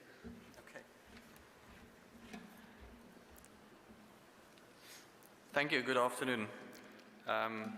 Saad promoted me from a research group leader to an impact area manager. I'm doing this talk on behalf of Erlang Pienaar, who is the impact area manager. So in today's discussion, we will briefly consider the role national research and technology organizations play in establishing an indigenous, internationally competitive defense industry and in enhancing the strategic national defense force capabilities. During the next 20 minutes, I will cover the following topics. Firstly, we will consider what Vision 2030 requires in the Saudi Arabian context. Then we will consider some effectors on the competitiveness of the manufacturing industry. We will also look at the functions of a national system of innovation and consider the negative impact that the so-called Valley of Death has on the outcome, as well as the role of the research technology organizations to face this challenge. We will examine the aspects of the innovation cycle that requires scaling up to ensure a successful outcome. RTO should also play a role in training, test and evaluation. Finally, we'll wrap up the presentation with some concluding remarks. Much has been written about the Vision 2030, and I think this remark of the governor of SAMI highlights the challenge. He said, we have 10 years ahead of us in order to reach our target, which was set by the vision to reach 50% local manufacturing by military industries. We believe it's a very ambitious goal, but achievable with cooperation internally and through our global partners. I recently read that currently this is at 7%. So indeed, this is quite a challenging target. In a global context, the University of Cambridge has released a report, Emerging Trends in Global Advanced Manufacturing, that contains thought-provoking material. It indicates that you can enhance your competitiveness by doing product innovation by, for instance, improving an existing product to improve its market competitiveness. The processes, such as manufacturing, can be improved to increase the yield of the process or the output thereof. The supply chain plays an important role and should be optimized to ensure in-time delivery of all required materials. Lastly, customer support can be customized to better service the requirement and increase the customer satisfaction. The overall function of the innovation system includes the development, diffusion and use or application in an end-use domain of the product of your innovation. Once an innovation is developed, it needs to be diffused to make it useful to society and profitable to the inventor. Everett Rogers, a professor in communication, wrote a book about these topics as far back as 1962. The book is currently in its 5th edition, but still applicable. The development phase typically entails basic and/or applied research and then development through the engineering process. Then the product enters into the implementation phase where it's manufactured and distributed to end users. This process relies heavily on the establishment of the correct linkages between the different role players in the innovation cycle. Proper education is the key to a successful innovation system.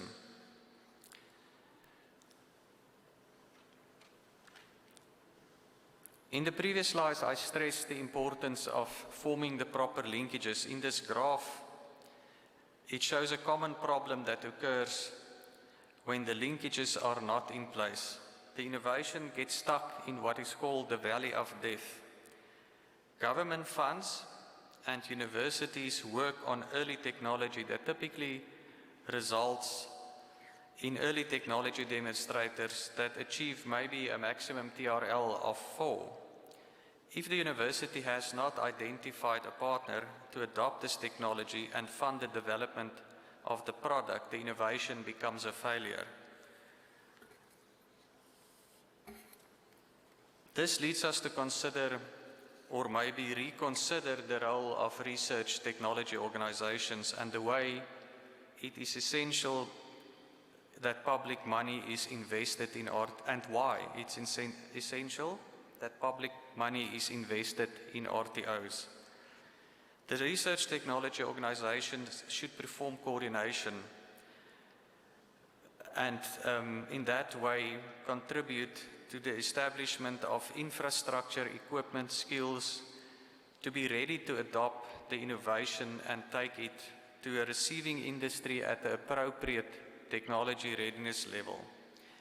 These capabilities are often incubated in the research technology organization and then transferred to an industry to benefit society in the form of job creation and government benefits from this by increases in taxes.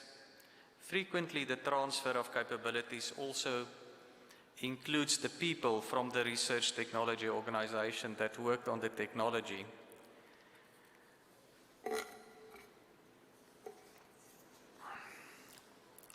RTO should play a strategic role in the innovation system by forming a bridge between the universities and industry.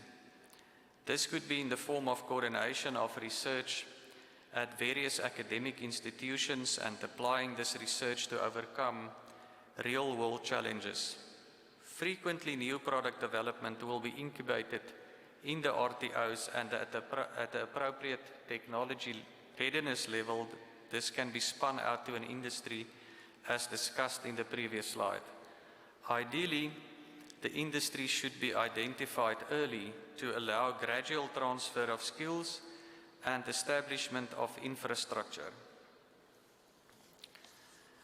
Several processes need to be scaled up to make this possible. For a successful journey, these include the technology readiness levels, the process or production scale-up, business and value chain. The technology readiness need to pass through several stages of development, which may also include certifications in certain market sectors, if we consider, for instance, aviation. Attention needs to be paid to manufacturability and ultimately user-friendliness to gain market acceptance. In parallel, the production process needs to be developed, which for new technologies sometimes require new processes. The tooling for and testing of the product needs to be scaled up, and technical, organizational and operational capabilities need to be put in place to support the product. The value chain of suppliers from raw material and components to manufacturing equipment and distribution networks must be put in place to ensure that the product can be delivered in required quantities. The RTOs must establish infrastructure that enables realistic training. This must allow you to train as you fight and fight as you train. The infrastructure must support independent testing and evaluation of equipment to support the concept of operations, and also support independent EW effectiveness evaluation during the training exercises. It should enable the integration of a wide range of internationally acquired systems and must have a multi-spectral threat emulation or simulation and signature measurement capability. The infrastructure must enable joint land, sea and air training exercises and enable the local defense industry to develop internationally competitive EW and radar products. If we look at an example of a EW test range or process, typically in the cycle we will start by determining the mission requirement. Then we must model and simulate this mission, and when the outcome is satisfactory, we can then start to test or training exercise. If required, certain aspects of the exercise can be verified by hardware-in-the-loop simulation in a controlled environment. When we learned what we can from this brief, a briefing must take place and the mission must then be executed. During the mission, data must be collected so that it can be analyzed and used in a debriefing post-mission. The analysis will allow refinement of the mission, and if required, the cycle can be repeated until all participants are satisfied with the outcome.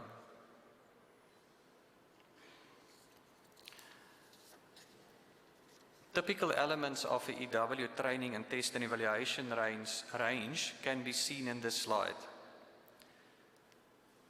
Firstly, we have the weapons platforms of our own forces.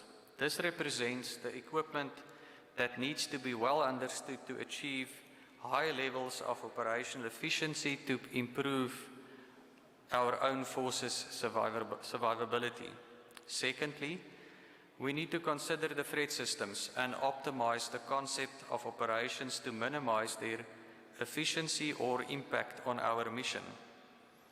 Modeling simulation of the known systems is an important tool that allows simulation of the scenario and allows for improvement in the approach even before the first mission is executed.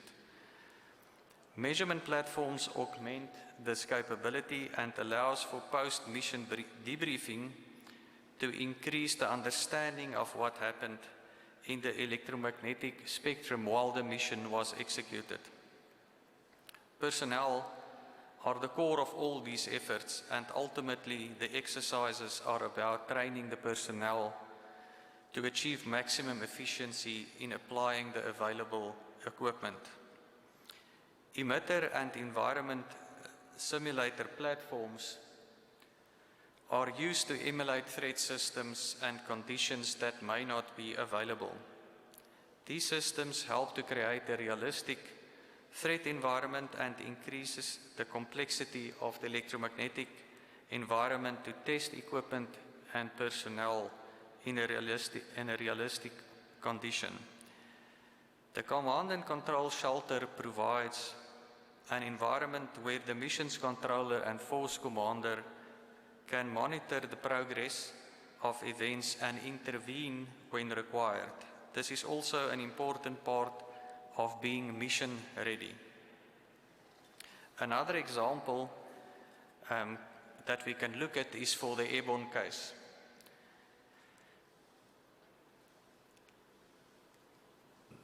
This includes training against airborne threats for both surface-based as well as airborne systems. CSIR developed a pod that serves as a platform where electronic systems such as radar threat simulators and jammers can be integrated with fighter aircraft. The fighter aircraft can then fly profiles that will exercise the land, maritime, or other airborne systems. The pod is platform independent and incorporates a ram air turbine for power generation. The equipment in the pod can be utilized to increase the electromagnetic capability of aging fighter aircraft by using modern technology in the pod that the aircraft carries.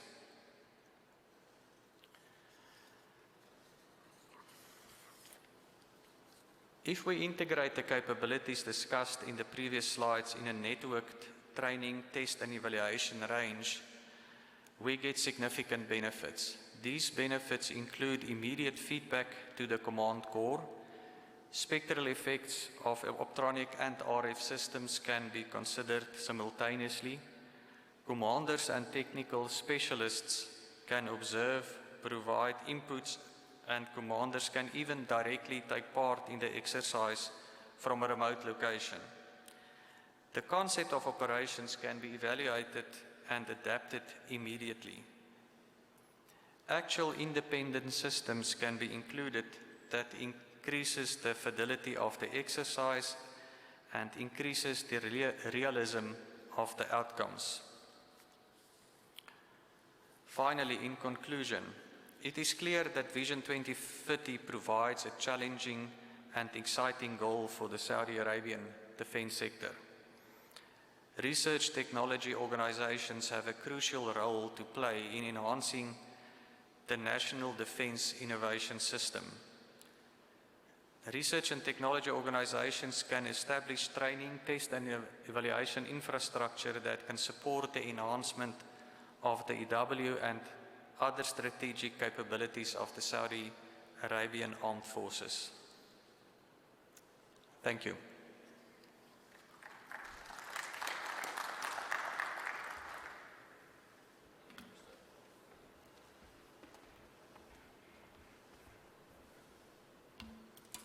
Well, thank you very much, Christo. Now, ladies and gentlemen, we'll come to the stage where we may be able to ask questions for this afternoon's session. But can I just check that the players are still here? Is Khalid still here? Khalid Al-Bukhami, Yasser Sadiq? Oh, it's going to be a short question session then. Ehsan Afshari? No? And Christo? So, ladies and gentlemen, are there any questions for Christo on the last presentation? No, I think he said it all in there. Well done, Christo. Thank you. Well, ladies and gentlemen, it's for me now to wrap up today. Obviously, it's not worth reprising everything that's been said, and I'm sure you listened intently, but we were fortunate, I think, in the structure today, first to have the scene set by Robert Laidlaw on the electronic warfare capability through military and industrial partnership, because that's really been the theme for today. We then had the very successful panel session with the stakeholder collaboration for defence innovation partnerships, which is very relevant to the 2030 vision. We then had an excellent keynote presentation from Brigadier General Awad Al-Nazi on satellites and electronic warfare and support, who also warned us of the risks to satellite operations as well. And then this afternoon we had EW Technologies R&D, the presentations you've just heard. It's very sad that tomorrow we can't complete the picture because we had more exciting subjects like electronic attack, etc.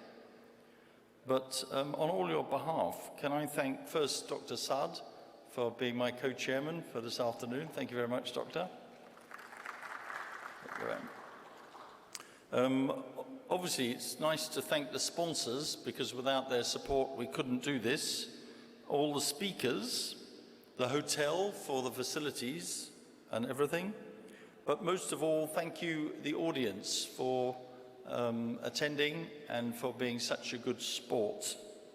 Please get home safely, but thank you very much for your support. Again, it's a pleasure being here in the Kingdom. Yes, sir.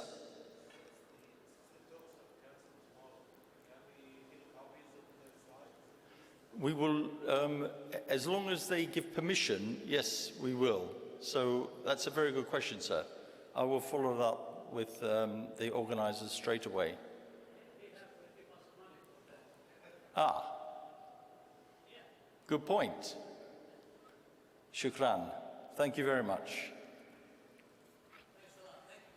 Thank you.